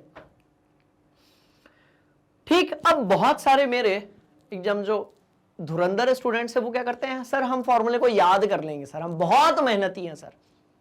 अरे भैया 11th 12th में फिजिक्स केमिस्ट्री में इतने सारे फॉर्मूले कि आप याद ही नहीं कर सकते। बात समझ में, आप कितने भी मेहनती हो आप सारे फॉर्मूले याद ही नहीं कर सकते। और यदि आपने रट भी लिया, याद नहीं मैं कहूंगा, यदि आपने रट भी लिया तो भी आप कंफ्यूज हो जाओगे न्यूमेरिकल्स के टाइम पे, क्वेश्चंस के टाइम पे। तो ऐसी चीजों में आप फॉर्मूले बना लिया करो ना। देखो ऐसे टाइम पर आपने क्या बना लिया भाई, फॉर्मूले बना लिए। तो हमने जो है गैसीय पदार्थ का घनत्व और मोलर द्रव्यमान का निकाल लिया है। क्या फॉर्मूला, मतलब ये कि अब यदि इसके क्वेश्चंस पूछे जाएंगे, और अभी अपन करने भी वाले हैं, अब यदि यहां से न्यूमेरिकल्स पूछे जाते हैं तो वो अपने को बनने चाहिए। क्लियर है का नहीं हो रही? यस। तो बस स्क्रीनशॉट लिया जाए, मैं आपको समय दे रहा हूं, वीडियो को रोक कर आप जो है इसको नोट कर लो, स्क्रीनशॉट ले लो, नोट्स बना लो बढ़िया से, बढ़ते हैं आगे। ठीक है, चलिए, तो क्या हमारे पास कुछ और क्वेश्चंस हैं? चलो कुछ और क्वेश्चंस अपन करेंगे, पर पहले हम बात कर लेते हैं किसके बारे में, डाल्टन के। ठीक है, डाल्टन के आंशिक दाब के नियम के बारे में। बड़ा इंटरेस्टिंग है, एकदम हलवा। ठीक है, पर इसको मैंने आपको फर्स्ट चैप्टर में भी पढ़ाया था और हमने एक बार कक्षा 9वीं में भी डिस्कस किया था थोड़ा सा, है ना। एक बार अपने से ट्राई करो कि डाल्टन का आंशिक दाब का नियम क्या है, और मैं बिल्कुल बता रहा हूं 60% स्टूडेंट्स गलत करने वाले हैं। ठीक है, क्योंकि आप कुछ और लिखने वाले हो। चलिए एक बार ट्राई कीजिए, फिर बढ़ते हैं आगे। हरिए।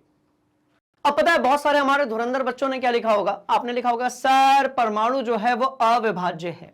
बात समझ में आ रही है? तो भैया यहां पर परमाणु वाले किसी भी नियम के बारे में बात नहीं हो रही है, क्योंकि जैसे ही आप जो है किसके बारे में बात करते हो, जॉन डाल्टन के किसी नियम के बारे में बात करते हो, आपके दिमाग में सबसे पहले आता है कि सर परमाणु जो है वो कैसा है, भाई अविभाज्य है। यहां पर परमाणु वाली कोई भी बात अपने को नहीं करनी है। बहुत सारे स्टूडेंट्स कंफ्यूज हो जाते हैं और जैसे ये टॉपिक देखते हैं, बात समझ में आ रही है, परमाणु वाला नियम देते हैं भैया वो अलग है और ये टोटली अलग है। ठीक है, इस नियम को समझने के लिए हम एक काम करते हैं, एक छोटू सा एक्सपेरिमेंट करते हैं।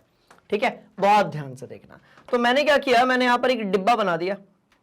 ठीक है, मैंने जो है यहां पर एक डिब्बा बना दिया। चलो एक डिब्बा हमने यहां पर बना दिया, थोड़ा सा अपन इसको ऊपर शिफ्ट कर देते हैं ऐसा। तो यहां पर हमने एक डिब्बा बना दिया। आपने कहा हाँ जी सर, एक डिब्बा हम लोग और बनाते हैं, यहां पर बनाते हैं। ठीक है, ये डिब्बा हमने यहां पर बना दिया। चलो, और दो डिब्बे अपने पास हो गए। हम दोनों में दो प्रकार की गैसें डाल देते हैं। शुष्क गैस, अभी कैसे हम डाले, शुष्क, इसका मतलब ये कि जलवाष्प नहीं होने चाहिए। ठीक है ना। तो इस वाले में हमने क्या डाल दिया भाई, गैस ए डाल दिया, इसमें हमने डाल दिया गैस ए। ठीक है, और बेटा इसमें हमने डाल दिया गैस बी। रुको, इसको अपन बनाएंगे यहां पर, और इसमें हमने डाल दिया गैस बी। बहुत ध्यान से देखना। तो जब, रुको ना, फिर अपनी वाली स्टाइल में यहां पर हमने डाल दिया गैस ए और यहां पर हमने डाल दिया है गैस बी। क्लियर? अब ध्यान से देखना, गैस ए को अपन डालते हैं, चलो पहले बी को डाल देते हैं। ये गैस बी है, जिसके क्या है, तो भाई ये कण है। क्या है, तो कण है, कण है, कण है, सब तरफ इसके कण फैले हुए हैं। ठीक है, और इसी तरीके से गैस ए डाल देते हैं। तो आप बोलोगे सर ये तो बहुत आसान है, ये तो कोई भी कर लेगा। बिल्कुल कर लेगा बेटा, बहुत आसान है, मुश्किल कुछ होता ही नहीं है ना। देखो यहां पे भी डाल दो। ठीक है, तो अब भैया एक साइड अपन ने रखे हुए हैं गैस ए और एक तरफ जो है वो है गैस बी। अब आप बोलोगे कि सर देखो क्या होगा, यहां पर गैस ए के जो भी कण रहेंगे, जो भी अणु रहेंगे, वो क्या करेंगे, इस डिब्बे के हर तरफ क्या लगाएंगे, बल लगाएंगे। क्या लगाएंगे, तो भाई बल लगाएंगे। ठीक है, तो मैं यहां पर लिख देता हूं कि गैस ए द्वारा लगाया गया बल। ठीक है, लगाया गया बल।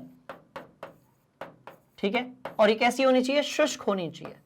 शुष्क होनी चाहिए। कैसी होनी चाहिए, तो भाई शुष्क होनी चाहिए। शुष्क मतलब ये कि इसमें कोई भी जलवाष्प नहीं होना चाहिए। तो शुष्क गैस ए द्वारा लगाया गया जो बल होगा, या बल से ज्यादा सटीक होगा, क्या दाब यदि लेते हैं तो उसको हमने पी ए कह दिया। कोई दिक्कत, तो उसको हमने क्या कह दिया, तो इसको हमने पी ए कह दिया। हमने कहा कि भैया शुष्क ए जो है इसके द्वारा लगाया गया दाब, कौन सा दाब, तो देखो इस कंटेनर के हर तरफ जो है इसके द्वारा क्या लगाया जाएगा, भाई दाब लगाया जाएगा। बात समझ में? गैस का हर एक कण जो होगा इस पूरे कंटेनर में, जो डिब्बा आपने लिया है, बात समझ में आ रही है, जो भी बर्तन आपने लिया है, इसकी हर एक वॉल पर क्या लगाने वाला है, तो भाई बल लगाने वाला है। हर उस पर क्या लगाने वाला है, तो भाई दाब लगाने वाला है। तो उस दाब को हमने कहा पी ए, सेपरेटली उसको हमने कहा, और जो दाब लगाया उसको हमने कह दिया पी ए। आपने कहा हाँ सर बढ़िया है, ठीक है, आगे बढ़ते हैं। अब जैसे गैस एक ने इस सेपरेट डिब्बे में बल लगाया, दाब लगाया सब तरफ, ऐसे ही ये मॉलिक्यूल चुप थोड़ी बैठेंगे। ये मॉलिक्यूल्स यानी कि कण जो है वो भी सब तरफ क्या लगाएंगे भाई, दाब लगाएंगे, बल लगाएंगे। तो क्या होगा, बहुत ध्यान से देखना, ठीक है। तो मैं यहां पर लिख रहा हूं कि यहां पर गैस बी के कणों द्वारा कणों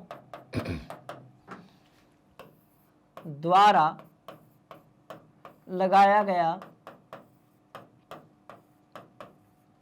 दाब की यदि हम बात करेंगे तो उसको आप क्या कहोगे, तो भाई सीरियस सी बात है, उसको हम क्या बोलेंगे, पीबी बोलेंगे। चलो यही बात हुई। एक और गैस होता तो उसको पीसी बोल देते। अब ना डाल्टन अंकल ने कहा कि नहीं नहीं यार, ये तो चलो सबको पता है, सबको पता है, हर कोई जानता है कि वो पीए लगाएगा, ये पीबी लगाएगा। एक काम करते हैं, दोनों गैसों को आपस में मिला देते हैं। एक काम करते हैं, दोनों गैसों को आपस में मिला देते हैं। चलो बहुत बढ़िया, ठीक है। तो एक काम करते हैं, दोनों गैसों को आपस में मिला देते हैं। अरे बाबा, दोनों गैसों को आपस में मिला देते हैं। तो उसके लिए अपने को क्या करना पड़ेगा, उसके लिए अपने को एक और डिब्बा लेना पड़ेगा। बात समझ में आ रही है? चलिए, तो हम एक काम करते हैं, हम दोनों गैसों को आपस में क्या करते हैं भाई, मिला देते हैं। चलो, दोनों गैसों को, दो से ज्यादा भी हो सकती है, कोई घबराने वाली बात नहीं है। दोनों गैसों को आपस में, राइट बोलो, यस सर, दोनों गैसों को आपस में मिला देते हैं, पर हम इसको मिलाएंगे कहां, एक तीसरे डिब्बे में। कहां मिलाएंगे, किसी और डिब्बे में दोनों गैसों को आपस में मिला देते हैं। मतलब जितना आयतन था उतना रहेगा, जितना गैसों की मात्रा थी उतनी रहेगी, और दोनों गैसों को आपस में क्या करते हैं, तो भाई मिला देते हैं। पर दो शर्त रखी। पहली शर्त ये रखी कि गैसें आपस में क्रियाशील नहीं होनी चाहिए। क्रियाशील होगी तो आपस में रिएक्ट करके कुछ और बना लेगी, वो गैसें नहीं बची रहेंगी। तो आपस में कोई क्रिया नहीं होनी चाहिए, आपस में कोई क्रिया नहीं होनी चाहिए, ठीक है। और दूसरी बात की गैस कैसी होनी चाहिए, तो भैया शुष्क गैस होनी चाहिए। बात समझ में आई? तो गैसों की आपस में कोई भी क्रिया नहीं होनी चाहिए, और गैसें कैसी होनी चाहिए, तो भैया शुष्क होनी चाहिए। मतलब ये कि जल वाष्प मौजूद नहीं होने चाहिए, ठीक है। चलो, ये दो कंडीशन है, इसके ऊपर अपन गोला लगा देते हैं। चलो भैया, तो पहली कंडीशन ये कि आपस में जो गैस है क्रिया नहीं होनी चाहिए। गैसों की आपस में क्रिया हुई, डाल्टन का नियम काम नहीं करेगा। दूसरा हम बात करेंगे किसके बारे में भैया, शुष्क गैस। गैस जो है वो एकदम शुष्क होनी चाहिए। मतलब ये हो गया, राइट, कि उसका इसके अंदर जल वाष्प नहीं होने चाहिए। बात समझ में? चलो हो गया, मिला देते हैं। अब क्या हुआ वो देखते हैं। चलो अब देखते हैं क्या हुआ। तो जब दोनों को मिला दो, एक तो डिब्बा बनाना पड़ेगा। ये बना दिया डिब्बा। आओ जी, ठीक है, ये उतना ही बड़ा डिब्बा बना लेते हैं अपन। उतना ही बड़ा डिब्बा बना दिया। अब इसके अंदर दोनों प्रकार की गैसें हैं, तो पहले अपन बी गैस रख देते हैं। ये लो बी गैस अपन ने रख दी। ये थी ना बी गैस, हाँ यही थी।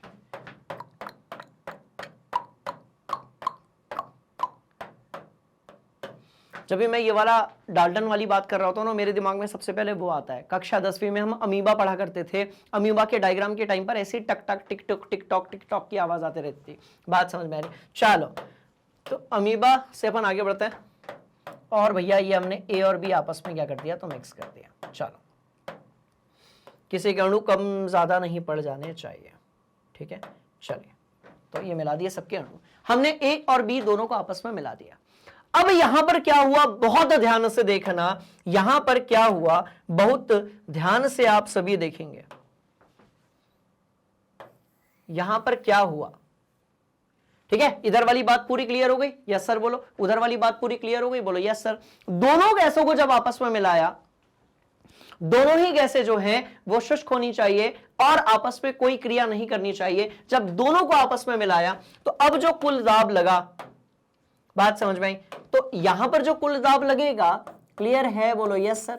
यहां पर जो कुल दाब लगेगा उसको क्या कहा गया भाई? पी कहा गया। क्या कहा गया? पी कहा गया। बात समझ में? अब वो जो कुल दाब है उसको कैलकुलेट किया डाल्टन ने। डाल्टन सर जो थे उन्होंने क्या किया, तो भैया जो कुल दाब है उसको उन्होंने कैलकुलेट किया। चलो अपन भी करते हैं कैलकुलेट। बात समझ में? तो जब इसको उन्होंने, कुल दाब को जब उन्होंने कैलकुलेट किया, कुल दाब को जब उन्होंने कैलकुलेट किया, तो उन्होंने क्या, पता है क्या कैलकुलेट किया? उन्होंने देखा कि भैया इधर जितना दाब लग रहा था, उधर जितना दाब लग रहा था दोनों के दाब के बराबर। अरे यार ये तो मतलब मजाक हो गया। बात समझ में आई? बस खत्म बात। 3 गैस होती तो पीसी लिख देते, 4 होती तो पीडी लिख देते। तो उन्होंने कहा कि गैसों को आप यदि अकेले अकेले लेते हैं और यदि वो उस बर्तन पे, डिब्बे पे, कंटेनर पे जितना दाब लगाती है सेपरेट लेने पर, बात समझ में आई, और जब गैसों को आपस में मिलाते हैं तो उनका जो कुल दाब होता है वो आंशिक दाबों का योग होता है। कुल दाब जो होगा वो क्या होगा? तो भैया आंशिक देखो ये आंशिक दाब था बेटा, ठीक है। तो आंशिक दाबों का क्या होगा? तो भाई आंशिक दाबों का योग होगा। बात समझ में आ रही है? कुल दाब जो होगा वो आंशिक दाबों का क्या होगा? तो बड़ी इंटरेस्टिंग सी कहानी है, योग होगा। तो आप कह रहे होंगे सर ये तो बड़ा आसान था, और यदि ये आसान था तो यही तो था डाल्टन का आंशिक दाब का नियम। यही तो हम पढ़ रहे हैं, बहुत ध्यान से देखना। डाल्टन का आंशिक दाब का नियम, इन्होंने कहा कि भैया अकेले अकेले रखो, इन्होंने कहा कि अकेले अकेले रखो या फिर एक डिब्बे में रखो। अरे बाबा बहुत इंटरेस्टिंग कहानी।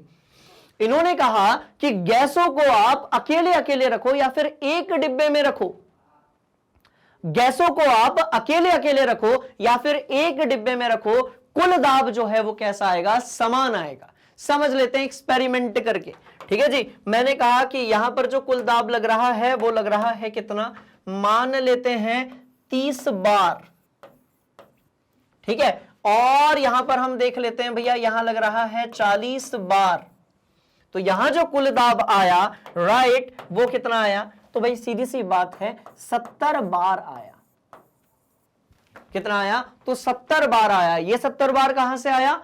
तो ध्यान से देखोगे उसका सेपरेट 30 बार, इसका सेपरेट 40 बार, दोनों को आपस में जब मिलाया और यहां पर जब कुल दाब कैलकुलेट किया गया तो वो जो कुल दाब कैलकुलेट किया गया था वो कितना आया? 70 बार। अरे तो इनके दिमाग में एक चीज कनेक्ट हो गई कि गैसों को आप अलग अलग रखिए और उनके सबके दाबों को आप योग कर दीजिए, या फिर आप एक डिब्बे में रखिए।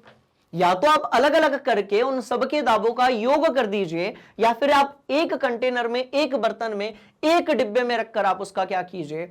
योग करने नहीं हो तो टोटल निकल कर आ जाएगा। मात्रा कैसी होगी? समान होगी। मात्रा कैसी होगी? भाई समान होगी। अब ये तो बड़ा कॉमन सेंस वाला नियम निकल गया। बात समझ में आई? खेल खत्म।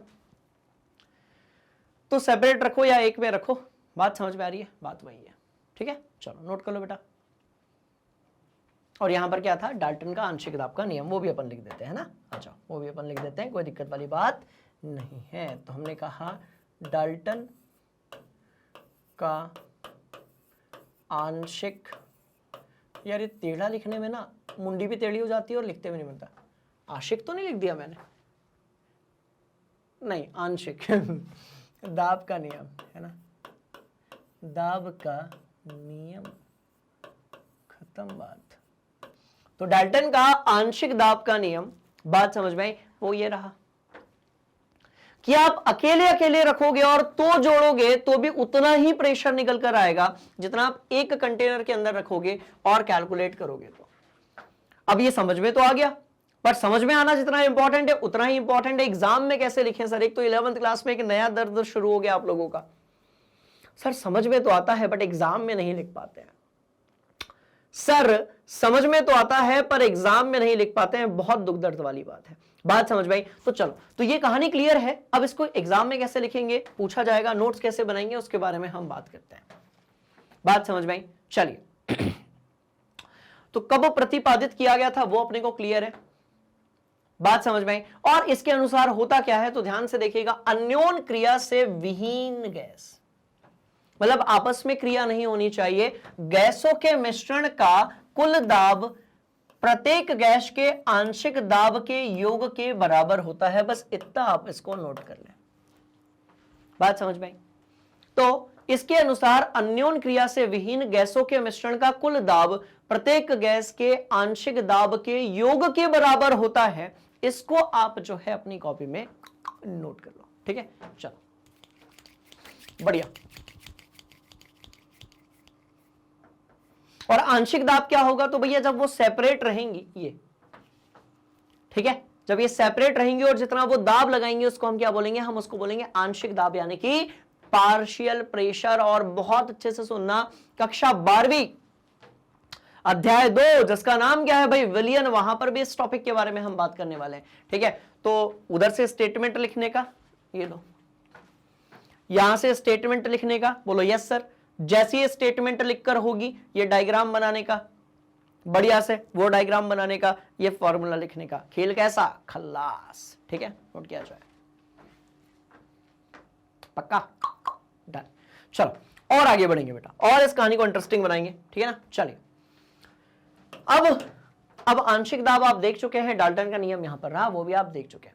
और गणितीय रूप में हम इसको कैसे लिखेंगे, तो बहुत सिंपल सी चीज है, P बराबर होगा P1 plus P2 plus P3। पर ध्यान रहे एक बड़ी इंपॉर्टेंट चीज कि यहां पर TV जो है वो स्थिर होना चाहिए, मतलब कि तापमान और आयतन में कोई परिवर्तन नहीं होना चाहिए। दोनों के दोनों कैसे होने चाहिए, तो भैया नियत यानी कि कांस्टेंट होने चाहिए। बात समझ में आ रही है। तो P1 P2 P3 क्या होंगे, तो आंशिक दाब होंगे, और कुल दाब जो होगा वो उनके आंशिक दाबों का क्या होगा, तो भाई योग के बराबर होगा। कहानी कैसी हो गई, खत्म हो गई। बात समझ में आई। अब सुनो मेरी बात ध्यान से, अपन आगे बढ़ने से पहले ये चीज समझ लेते हैं, जलीय तनाव क्या होता है, एक्वस टेंशन जो है वो क्या होता है। बात समझ में आ रही है, जलीय तनाव क्या होता है, इसको अपन समझ लेते हैं, है ना। तो चलो इसको भी अपन रगड़ते हैं बढ़िया से, ये ठीक है।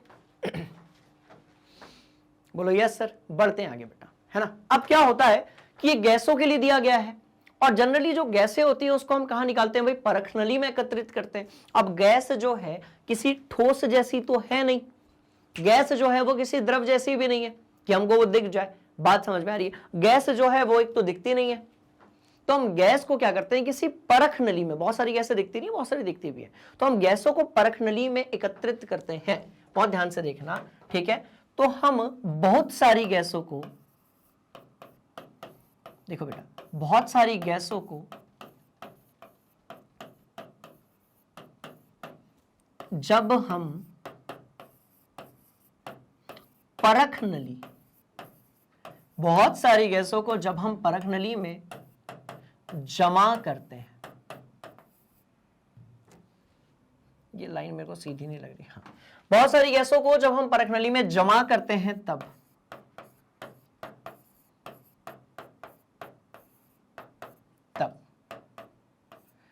ठीक है। दो चीजें बता रहा हूं, आंशिक दाब या शुष्क गैस का अपन देख रहे हैं आंशिक दाब, आशिक नहीं है भैया, आंशिक है, ठीक है। कई बार वो बिंदु दिखता नहीं, फिर आप बोलते हो सर आशिक दाब, अरे आशिकी तो अपनी केमिस्ट्री से है यार। बात समझ में आ रही, तब तो अच्छे मार्क्स आएंगे। ध्यान से देखिएगा, तो शुष्क गैस का हम बात करने वाले हैं आंशिक दाब, एक पहली बात। दूसरी बात हम बात करने वाले हैं किसके बारे में, एक्वस टेंशन यानी कि जलीय तनाव के बारे में, ठीक है जी। और किसके बारे में हम बात करने वाले हैं, जलीय तनाव, ठीक है। दोनों बहुत हल्ली हुआ है, एक बढ़िया सा एक्सपेरिमेंट करके इसको अपन रगड़ देंगे, ठीक है जी। बोलो यस सर। अब क्या होता है बेटा, देखो गैसों को जब हम परख नली में एकत्रित करते हैं तो वहां पर जल वाष्प भी आ जाते हैं। अपन एक डायग्राम बनाएंगे, इस कहानी को दिमाग के अंदर फिट करेंगे, ठीक है। आ जाओ। तो मैंने क्या किया, मैंने यहां पर एक डिब्बा बनाया और यहां पर जो है पहले से भरा हुआ है भाई जल, ये जो काले कलर का दिख रहा है ना आपको, ये जल है, ठीक है भैया, बहुत बढ़िया। अब क्या है, हम यहां पर रखने वाले हैं एक परख नली,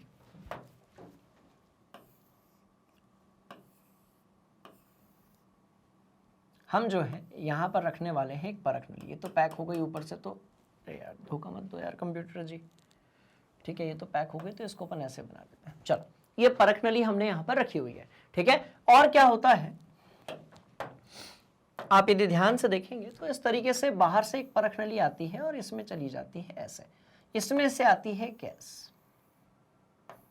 मतलब ये फिक्स है, जितने भी आपने एक्सपेरिमेंट किए होंगे तो आपने देखा होगा कि बहुत सारी जो गैसें होती हैं उसको हम परख नली के अंदर एकत्रित करते हैं, ठीक है।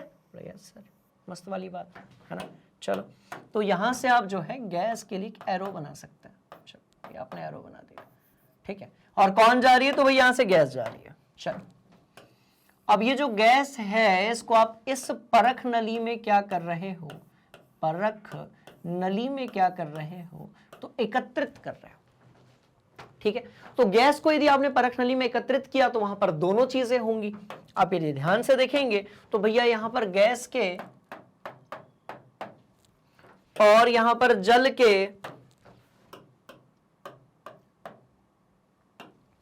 दोनों के यहां पर क्या होंगे, जलवाष्प होंगे। बात समझ में आ रही है। तो जो काले वाले आपको दिख रहे हैं वो किसके हैं भाई, तो ये आपके जल के वाष्प होंगे। बात समझ में आई। तो इस गैस को अपन यहां से हटाते हैं, है ना, ये गैस को अपन यहां लिख देते हैं।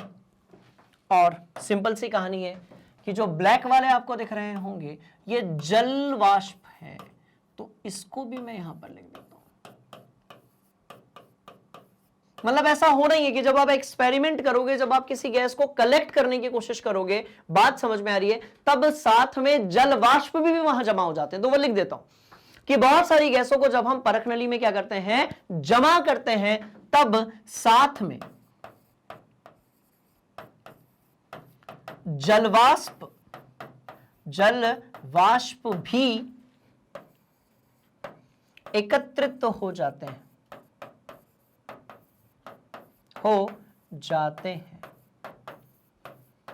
तो साथ में जलवाष्प जो होते हैं वो भी क्या हो जाते हैं भैया, एकत्रित तो हो जाते हैं। बात समझ में आ रही है। तो वो जलवाष्प को मैंने यहां पर नोट कर दिया। और ग्रीन कलर वाला जो है इसको भी अपन ऐड कर देते हैं यार, घर की खेती है।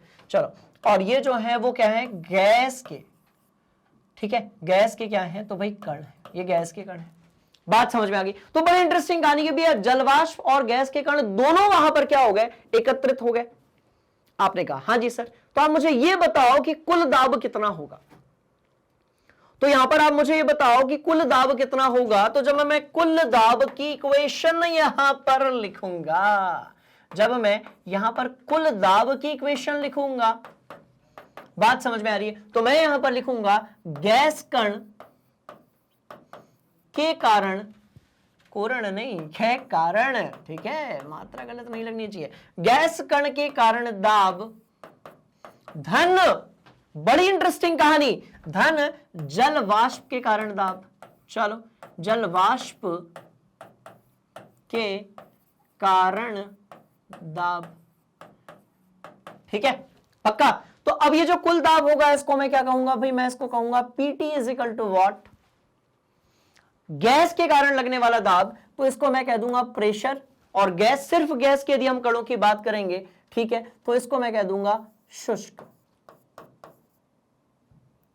ठीक है। अब यहां से जादू है, और कौन सा जादू है वो बताता हूं। बताओ इसका नाम क्या होगा, फिर एक जादू दिखाता हूं, बताओ इसका नाम क्या होगा। तो अब आपने लिखा होगा कि सर यहां पर जो है हम ऐसे लिख देते हैं, हम यहां पर पी लिख देते हैं, ठीक है, और भैया यहां पर लिख देते हैं जल वाष्प। तो चलो आप उसको सिर्फ वाष्प लिखोगे तो भी काम चल जाएगा, है ना। तो यहां पर शुष्क लिख दिया और वहां पर आपने वाष्प लिख दिया, क्लियर है। पर बिल्कुल सही है, इसमें गलत कुछ भी नहीं है। पर क्या है, केमिस्ट्री फिजिक्स में बहुत ऐसी सारी चीजें ऐसी होती हैं जिनका ना अजीब सा नाम होता है। बात समझ में आ रही है। अब इसका नाम क्या होगा, बहुत ध्यान से देखिएगा, इसका नाम बड़ा अजीब सा है, और वो क्या है, जलीय तनाव।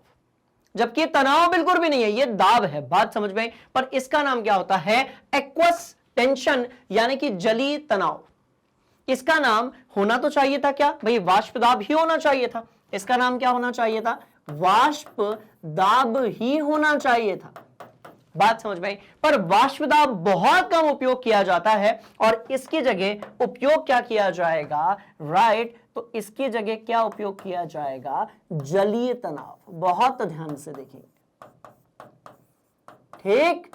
तो बस यही एक चीज होती है जिसमें स्टूडेंट्स कंफ्यूज हो जाते हैं कई बार जब हम न्यूमेरिकल्स करते हैं। अभी अपन थोड़ी देर बाद न्यूमेरिकल्स भी करने वाले हैं, राइट। तो जब भी न्यूमेरिकल्स की बात होती है और वहां पर एक्वस टेंशन यानी कि जलीय तनाव दिया होता है, तो बच्चे को लगता है ये तो हमने पढ़ा ही नहीं सर, ये किधर से आ गया।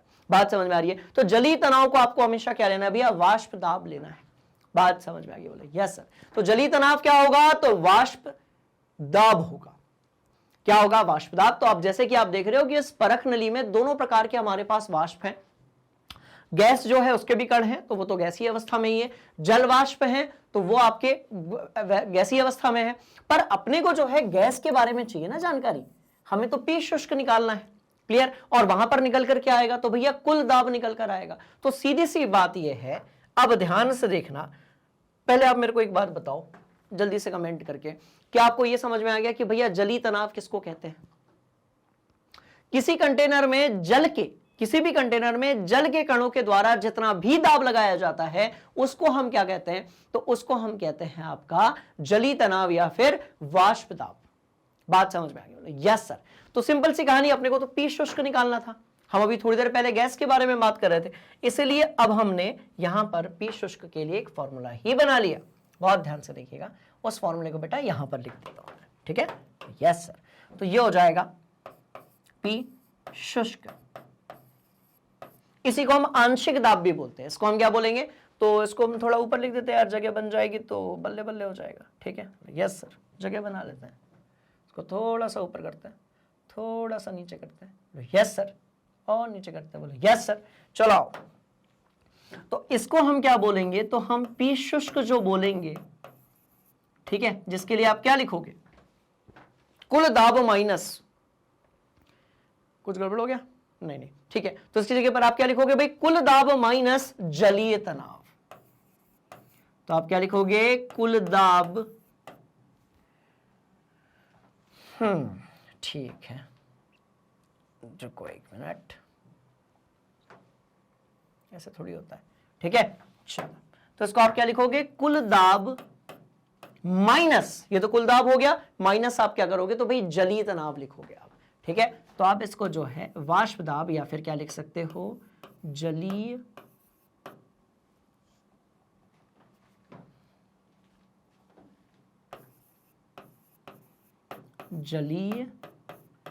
तनाव।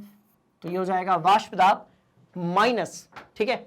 आपका जो कुल दाब माइनस क्या हो जाएगा भाई, जलीय तनाव हो जाएगा। और ये जो पी शुष्क है, इसी को हम क्या बोलेंगे, तो यही होगा हमारा आंशिक दाब।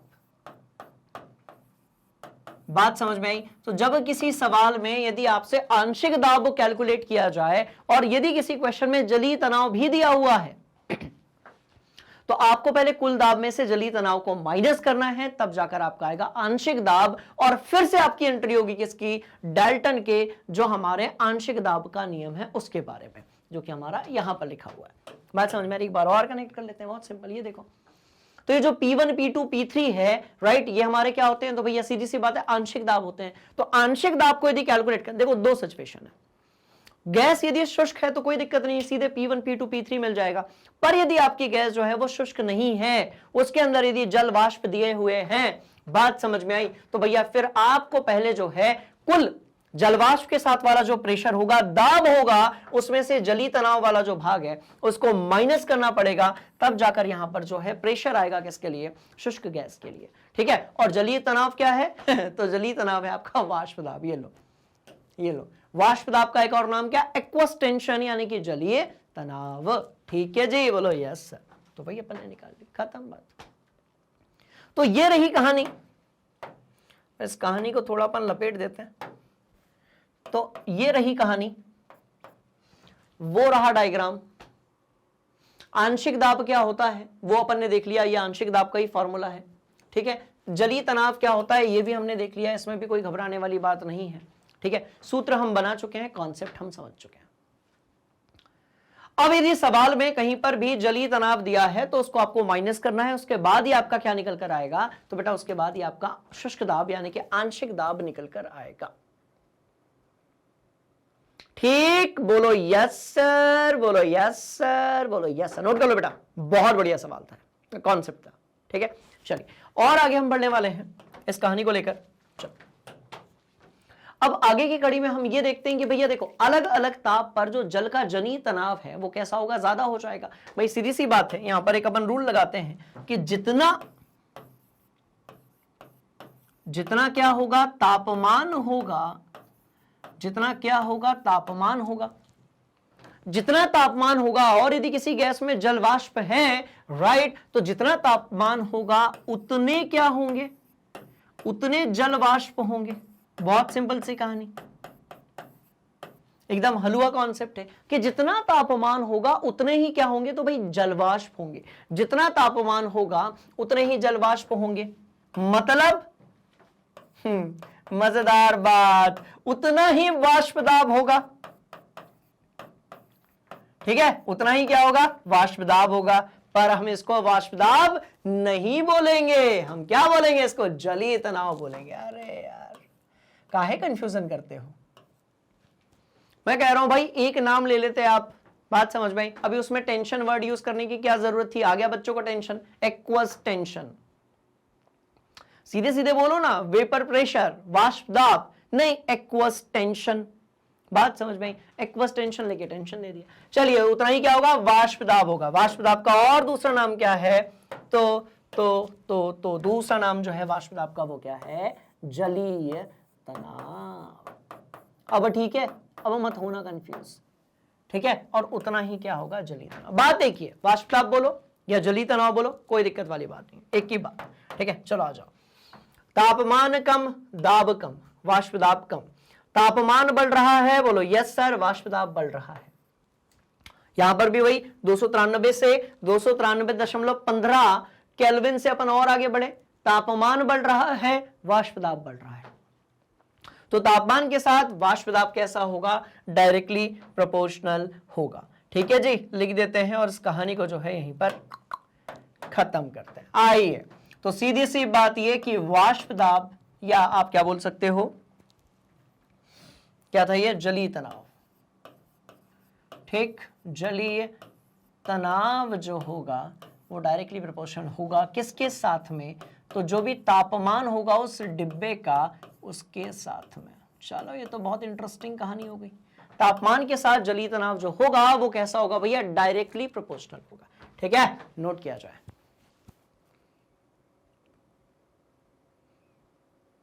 पक्का? Yes sir. और आगे बढ़ते हैं और इस कहानी में कुछ चीजें ऐड करते हैं। अब हम बात करने वाले हैं कि भाई मूल अंश के रूप में आंशिक दाब जो होगा वो कैसे आप कैलकुलेट करोगे? तो हम सब जानते हैं कि हमने 3 गैसें ले ली। हमने क्या लिया? तो 3 गैसें ले ही ली। 3 गैसें हमने जो है वो ले ली। P1 ले लिया, P2 ले लिया, और क्या ले लिया भैया? P3 ले लिया। 3 गैसें हमने ले ली हैं। ठीक है, एक काम करो, ये आपने देख लिया ना, ठीक है? P1 देख लिया, P2 देख लिया, P3 देख लिया। PV = nRT आप बहुत बढ़िया तरीके से जानते हो। बताओ जरा कुल दाब कितना होगा?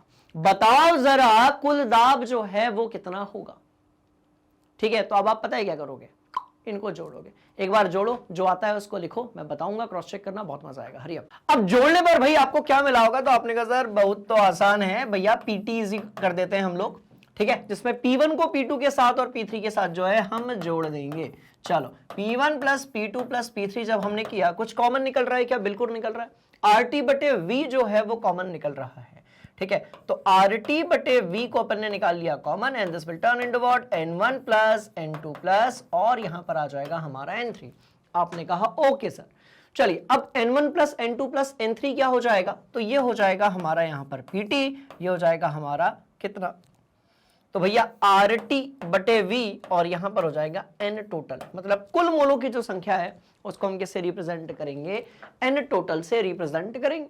बहुत सिंपल सी कहानी हो गई है ना। स्क्रीनशॉट आपने ले ही लिया होगा और आपने टोटल करके कैलकुलेट कर भी लिया होगा। ठीक है, चलो अब बढ़ते हैं आगे, अब बढ़ते हैं आगे, अब बढ़ते हैं आगे, अब बढ़ते हैं। ये चीज अपने को यहां पर मिल गई, बात समझ में आई? ये चीज जो है वो अपने को यहां पर मिल गई। अब यदि आप ध्यान से देखेंगे तो यहां पर जो P टोटल आया था, अब यदि आप बहुत ध्यान से देखेंगे, राइट, तो यहां पर भैया जो P टोटल आया था वो क्या आया था आपका? तो ये आया था N1 + N2 + N3, और इधर पे था RT/V। अभी हम लोगों ने कैलकुलेट किया। अब यदि हम, राइट, अब यदि हम यहां पर P1 लेते हैं, अब यदि हम यहां पर P1 लेते हैं, P1 क्या है? तो आप ध्यान से देखोगे तो बेटा P1 तो अपना ये था N1 RT/V, है ना। तो हम P1 जो था अपना वो क्या था? तो भाई P1 था हमारा N1 RT/V, यही था। तो मैं कह रहा हूं कि P1 को PT से भाग देंगे, तो भाग देना बहुत आसान है। क्या करेंगे? तो भाई भाग देंगे, तो ये क्या हो जाएगा? क्या हो जाएगा? क्या हो जाएगा? तो चलो कर लेते हैं। तो P1/PT, P1/PT बराबर, अब P1 क्या है? तो भाई पहली जो गैस है उसका आपका आंशिक दाब है। चलिए, तो ये हो जाएगा N1, और यहां पर आ जाएगा RT/V बटे, यहां पर आ जाएगा ये पूरा N1 + N2 + N3, और ये वाला आ जाएगा RT/V। चलो भैया ये भी ठीक है, कैंसल आउट करने की बात हो रही है अब यहां पे, है ना। चलो ये उड़ गया, ये उड़ गया, कोई दिक्कत वाली बात नहीं है, सवाल ही नहीं पैदा होता। और यदि अब हम देखते हैं then P1 divide by P2 PT is equal to, देखो अब N1 bye N1 plus N2 plus N3 क्या होगा, किसी एक गैस के मोलों की संख्या बटे कुल मोलों की संख्या क्या कहलाती है, तो भैया मोल फ्रैक्शन कहलाती है। क्या कहलाती है, तो मोल फ्रैक्शन कहलाती है। क्या कहलाती है, तो मोल फ्रैक्शन कहलाती है। मतलब ये N1 डिवाइड बाय ये पूरा हो जाएगा आपका X1, खत्म बात। इसका मतलब मैं लिख सकता हूं कि P1 इज इक्वल टू कितना हो जाएगा, X1 और PT हो जाएगा। अरे बाप रे, तो बहुत बढ़िया वाली बात है, ठीक है, नोट कर लिया जाए। तो जैसे हमें P1 is equal to X1 PT मिला, कुछ इसी तरीके से हमें जो है P2 बराबर भी क्या मिल जाएगा, X2 PT मिल जाएगा, P3 बराबर भी क्या मिल जाएगा, X3 PT मिल जाएगा। और इसी कहानी को यदि हम आगे लेकर चलेंगे then Pn will be Xn और यहां पर आ जाएगा PT। बस यहां पर जाकर बात कैसी हो जाती है, खत्म। यहां पर जाकर बात कैसी हो जाती है, तो भैया खत्म हो जाती है, ठीक है। अब बढ़िया से इसको नोट करेंगे और हम बढ़ेंगे आगे, ठीक है। चलिए, तो यहां पर हमने एक चीज देखी कि जो आंशिक दाब है, ये जो रिलेशन है, ये क्या बता रहा है, ये बता रहा है कि भैया आंशिक, आशिक नहीं, आंशिक दाब और मोल प्रभाज, मोल फ्रैक्शन है ना, क्या बोलोगे, मोल प्रभाज के बीच, आंशिक दाब और मूल प्रभाज के बीच, बहुत ध्यान से देखिएगा, आंशिक दाब और मूल प्रभाज के बीच कनेक्शन क्या बताएगा, कनेक्शन बताएगा। तो एक दो सवाल लगा लेंगे, खेल पूरा खत्म हो जाएगा। बात समझ में आ गई, बोलो यस सर, बोलो यस सर, बोलो यस सर, खेल खत्म, ठीक है, नोट करिए। और मूल प्रभाज के बारे में हमने कब पढ़ा था, तो भैया हमने पहला वाला जो अध्याय था वहां पर बात की थी किसके बारे में, मूल प्रभाज के बारे में, है ना, नोट किया जाए, ठीक है। और आपने कहा सर ये तो बहुत बढ़िया था, ये तो आप बढ़िया जो है अपन ने आपस में कनेक्ट कर लिया, कोई दिक्कत वाली बात ही नहीं है, ठीक है। चलो आओ इस कहानी को थोड़ा और आगे लेकर चलते हैं। हाउ, ठीक है, हाउ दूसरी गैस, हाउ, ठीक है। एक सामान्य समीकरण, देखो बेटा, जब भी यहां पर ऐसे आई लिखा होता है ना, इसका मतलब होता है सामान्य, कुछ भी, किसी भी जनरल केस की यदि हम बात करते हैं तो वहां पर ऐसे आई लिख देते हैं। पहली गैस के लिए अपन ने देख लिया, दूसरी गैस के लिए देख लिया, तीसरी गैस के लिए देख लिया, बात समझ में आई लिखा है तो किसी सामान्य समीकरण को हम इस तरीके से क्या करेंगे, व्यक्त करेंगे। क्या करेंगे, व्यक्त करेंगे। नोट कर लो, और कनेक्शन कंप्लीट हो चुका है, कोई दिक्कत वाली बात नहीं है, राइट। और इससे पता चलता है कि यदि गैसों के मिश्रण का कुल दाब हमें ज्ञात है तो समीकरण के द्वारा प्रत्येक गैस से उत्पन्न आंशिक दाब को ज्ञात किया जा सकता है, आंशिक दाब को ज्ञात किया जा सकता है। क्लियर है कहानी, बोलो यस सर।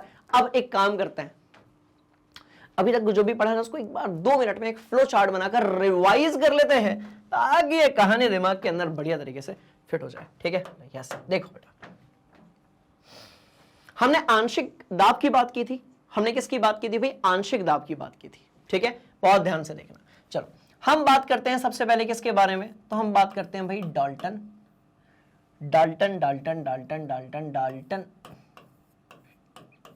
डाल्टन, ठीक है, के आंशिक दाब, आंशिक दाब के नियम के बारे में। 2 केसेस हैं, पहले हम बात करेंगे शुष्क की गैस के बारे में। अभी थोड़ी देर पहले हमने देखा था, एकदम यदि शुष्क गैस है तो, यदि ऐसा है तो भाई P1 बराबर हो जाएगा आपका, सॉरी P टोटल बराबर हो जाएगा P1 plus P2 plus P3, कि अकेली अकेली गैसों के कारण लगने वाला जो दाब होगा उन सबको यदि योग कर देंगे तो वो भी उतना ही आएगा। यदि हर एक गैस को आपने एक कंटेनर में डाला है तो उस समय पर जो कुल दाब आएगा, कुल दाब हमेशा कैसा रहेगा, तो भैया कांस्टेंट यानी कि स्थिर रहेगा। कोई फर्क नहीं पड़ता कि सारी गैसें अकेले अकेले एक डिब्बे में रखी है, सिंगल सिंगल एक कंटेनर में रखी है, या फिर एक ही डिब्बे में सारी गैसें रखी हुई है। बात समझ में आ रही है। तो ये तो शुष्क गैस के लिए हो गया था। अब यदि हम देखते हैं किसके लिए, तो भाई आर्द्र गैस के लिए। कोई गैस जो है वो आर्द्र गैस भी तो हो सकती है, तो आर्द्र गैस के लिए यदि होगी तो भाई हम सीधी सी बात है P1 इजिकल टू कितना लेंगे, तो P1 इजिकल टू हम लेंगे, यहां पर जो आर्द्र गैस का P टोटल था, अब इसको मैं टोटल कह रहा हूं तो इसको मुझे कुछ तो लिखना पड़ेगा, तो भाई माइनस मुझे यहां पर क्या लेना पड़ेगा, तो मुझे यहां पर लिखना पड़ेगा P, और आप याद करो हमने किसकी बात की थी, आर्द्र, द्र द्र द्र द्र, आर्द्र हो गया तो आर्द्र, ठीक है, आर्द्र, ठीक है। हमने किसके बारे में बात की थी? तो भाई हमने बात की थी आपके एक्वस टेंशन के बारे में। किसके बारे में? हमने जल तनाव के बारे में बात की थी, एक्वस टेंशन के बारे में बात की थी जस्ट थोड़ी देर पहले। ये देख लो, ये नहीं, ये देखो, ये जलीय तनाव के बारे में हमने बात की थी, है ना? यस सर, जलीय तनाव, ठीक है। तो हम इसको क्या लिखेंगे? तो भैया जलीय तनाव लिखेंगे, और बाकी फिर से सेम रहेगी कहानी। P2 जो है वो भी क्या हो जाएगा? P डैश माइनस P क्या हो जाएगा? तो भाई जलीय तनाव हो जाएगा। हमने इसके सवाल भी किए थे, हमने जो है इसके क्वेश्चंस भी किए थे, अभी हम फिर से करेंगे और अच्छे से रिवीजन हो जाएगा। तीसरा वाला जो केस था, इसमें हमने कहा था कि भैया हम आंशिक दाब जो होगा, आंशिक दाब को कनेक्ट करेंगे किससे? मूल प्रभाज से। किससे? तो भाई मूल प्रभाज से। किससे? तो आपने कहा सर मूल प्रभाज से। और मूल प्रभाज क्या होगा? तो बहुत सिंपल सी चीज है, P1 इज इक्वल टू हो जाएगा x1 pt, यहां पर P2 इज इक्वल टू हो जाएगा x2 pt, और यहां पर P3 इज इक्वल टू हो जाएगा x3 pt। बात समझ में? अब यदि मूल प्रभाज के टर्म्स में दिया है तो वैसे P1 P2 P3 निकलेगा, ठीक है। शुष्क गैस यदि सिर्फ दी है तो डाल्टन का नियम ऐसा हो जाएगा। तो कुल मिलाकर ऐसा है कि सारी कहानी आपस में कैसी है भाई? कनेक्टेड है। बात समझ में आ रही है? बोले यस सर। और P3 यदि मैं निकालना चाहता हूं तो भैया ये भी हो जाएगा P जलीय तनाव। और याद रहे कुछ कंडीशन हमने बनाई थी कि जो गैसें होंगी, अब चलो एक बार लिख लिया है आपने, ऐसे डिस्कस कर लेते हैं कि जितनी भी गैसें होंगी, बात समझ में आ रही है, जितनी भी गैसें होंगी, बहुत ध्यान से देखना, आपस में वो रिएक्टिव रिएक्शन नहीं करनी चाहिए। आपस में कोई भी गैस किसी से अभिक्रिया नहीं करेगी, ये पहली बात। दूसरी बात कि आपको जो है शुष्क गैस का ही दाब लेना है। अब यदि आर्द्र गैस है तो आप जलीय तनाव को जो माइनस करके आएगा उससे निकाल दो। क्लियर है कहानी? बोलो यस सर, बोलो यस सर, बोलो यस सर, खत्म बात, ठीक है। चलिए, ये रहा कंक्लूजन। बढ़ते हैं तड़कते भड़कते क्वेश्चन की तरफ। आप जो है भैया इसका एक स्क्रीनशॉट लेंगे, कॉपी में आप इसको नोट करेंगे, ठीक है। आइए आइए आइए आइए, एक सवाल के साथ स्वागत करते हैं इस कॉन्सेप्ट का। हमें दिया गया है कि भैया 20 डिग्री सेल्सियस ताप और इस दाब पर आयतन दिया हुआ है नाइट्रोजन गैस का, और यहां पर फिर बात किसकी हो रही है? नाइट्रोजन गैस के नमूने की बात हो रही है। और एकत्रित किस पर किया गया है? देखो, पानी पर एकत्रित किया गया है। अब यदि पानी पर एकत्रित किया गया है मतलब यहां पर पक्का एक्वस टेंशन होगा, जलीय तनाव होगा ही होगा। बात समझ में आ रही है? तो आपको शुष्क नाइट्रोजन का एनटीपी, देखो बेटा, एनटीपी की जब बात होती है, बात समझ में आई? एनटीपी बोले तो नॉर्मल टेम्परेचर प्रेशर, है ना? तो एनटीपी पर अपने को क्या निकालना है? आयतन निकालना है, ठीक है। क्या क्या दिया है उसको अपन देख लेते हैं। सबसे पहले हम बात करते हैं भाई T1, और T1 जो है वो बेसिकली कितना है? तो T1 दिया है 20 डिग्री सेल्सियस, तो ये हो जाएगा आपका 273 में आप 20 जोड़ दीजिए तो ये हो जाएगा 293 केल्विन। चलो, अब हम बात करेंगे P1 की। कौन सी गैस है? तो भाई नाइट्रोजन गैस है। अब आप बोलोगे सर इसका ताप, इसका जो बार है, इसका जो प्रेशर है, दाब है, वो इतना दिया हुआ है, पर याद रहे याद रहे याद रहे याद रहे कि जो 0.92 है, राइट, ये तो पानी के ऊपर एकत्रित किया गया है। इसका मतलब है कि इसमें देखो, ध्यान से देखो, 0.92 बार जो है, ठीक है, Hg का, भैया ये किसके ऊपर एकत्रित किया गया? जल के ऊपर। मतलब ये कि जहां पर इसको कलेक्ट किया गया होगा वहां पर जल के वाष्प भी होंगे, तो ये कुल है। ये आपका जो दाब है ये कैसा है भैया? कुल है। बात समझ में आ रही है? तो अपने को क्या करना पड़ेगा? बहुत ध्यान से देखना बेटा, इस वाले को उसमें से घटाना पड़ेगा। इसको घटाओगे तो ही निकल कर आएगा एक्चुअल प्रेशर। तो 0.92 माइनस हम कितना करेंगे?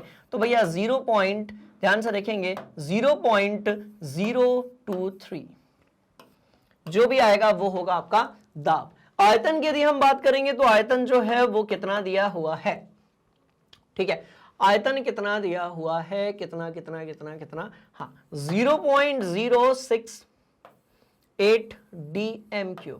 चलो, ये क्या हो जाएगा? तो भैया हो जाएगा आयतन। ये थी पहली कहानी,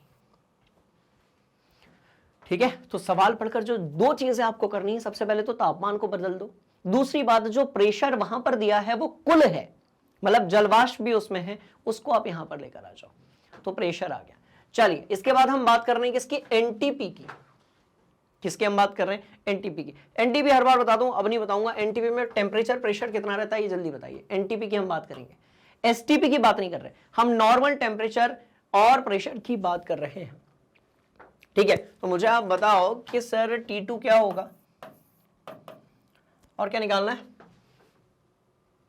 एनटीपी पर आयतन निकालना है, मतलब V2 निकालना है। हाँ ठीक है, तो P2 क्या होगा, प्रेशर उसमें छुपा हुआ है, और ये जो है ये आपको निकालना है। ये दोनों आप बताएंगे मेरे को, और यदि आपको पता है तो वैल्यू पुट करो, ठीक है ना। P1 V1 divide by T1 is equal to P2 V2 divide by T2, answer वहां से आ जाएगा। करो एक बार ट्राई। हरिया, तो आपने कहा होगा सर देखिए, जैसा कि पहले आपने बताया था नॉर्मल टेम्परेचर प्रेशर में तापमान जो है वो हम कितना लेंगे, तो हम लेंगे भैया 20 डिग्री सेल्सियस। कितना लेंगे, 20 डिग्री सेल्सियस, और प्रेशर कितना होगा, तो 1.013 बार। चलो तो ये कितना हो जाएगा, तो ये हो जाएगा हमारा प्रेशर, है ना। ये एनटीपी की बात है। STP is something different. STP की जब आप बात करोगे तो दाब तो यही रहेगा, पर जो तापमान है वो 0 डिग्री सेल्सियस हो जाएगा। क्लियर है, वो 0 डिग्री सेल्सियस हो जाएगा। पर एनटीपी में तापमान लेते हैं हम 20 डिग्री सेल्सियस। ठीक है भैया, बहुत सही, 20 डिग्री सेल्सियस। और यार T1 भी उतना ही है, ठीक है, कोई फर्क नहीं पड़ने वाला इससे। तो ये भी हो जाएगा कितना, 273 प्लस 20 बराबर कितना हो जाएगा, 293 केल्विन। तो ये तो आपका टेम्परेचर हो गया। अब यदि हम बात करते हैं प्रेशर के बारे में, तो प्रेशर हो गया हमारा इतना 13 बार। चलिए भैया, अब रूल क्या कहता है, रूल कहता है P1 V1 is equal divide by T1 is equal to what, P2 V2 divide by T2। बस यहां पर आपको वैल्यू पुट करनी है, निकालना हमको V2 था, इसलिए हम रखेंगे V2 is equal to what, P1 V1 divide by T1। V2 निकालना है ना, इंटू T2 ऊपर चला जाएगा, और P2 जो है वो आपका नीचे की तरफ आ जाएगा। खेल कैसा हो गया, खत्म। नोट कर लो। चलो, तो खेल जो है वो बिल्कुल भी हो चुका है खत्म, है ना।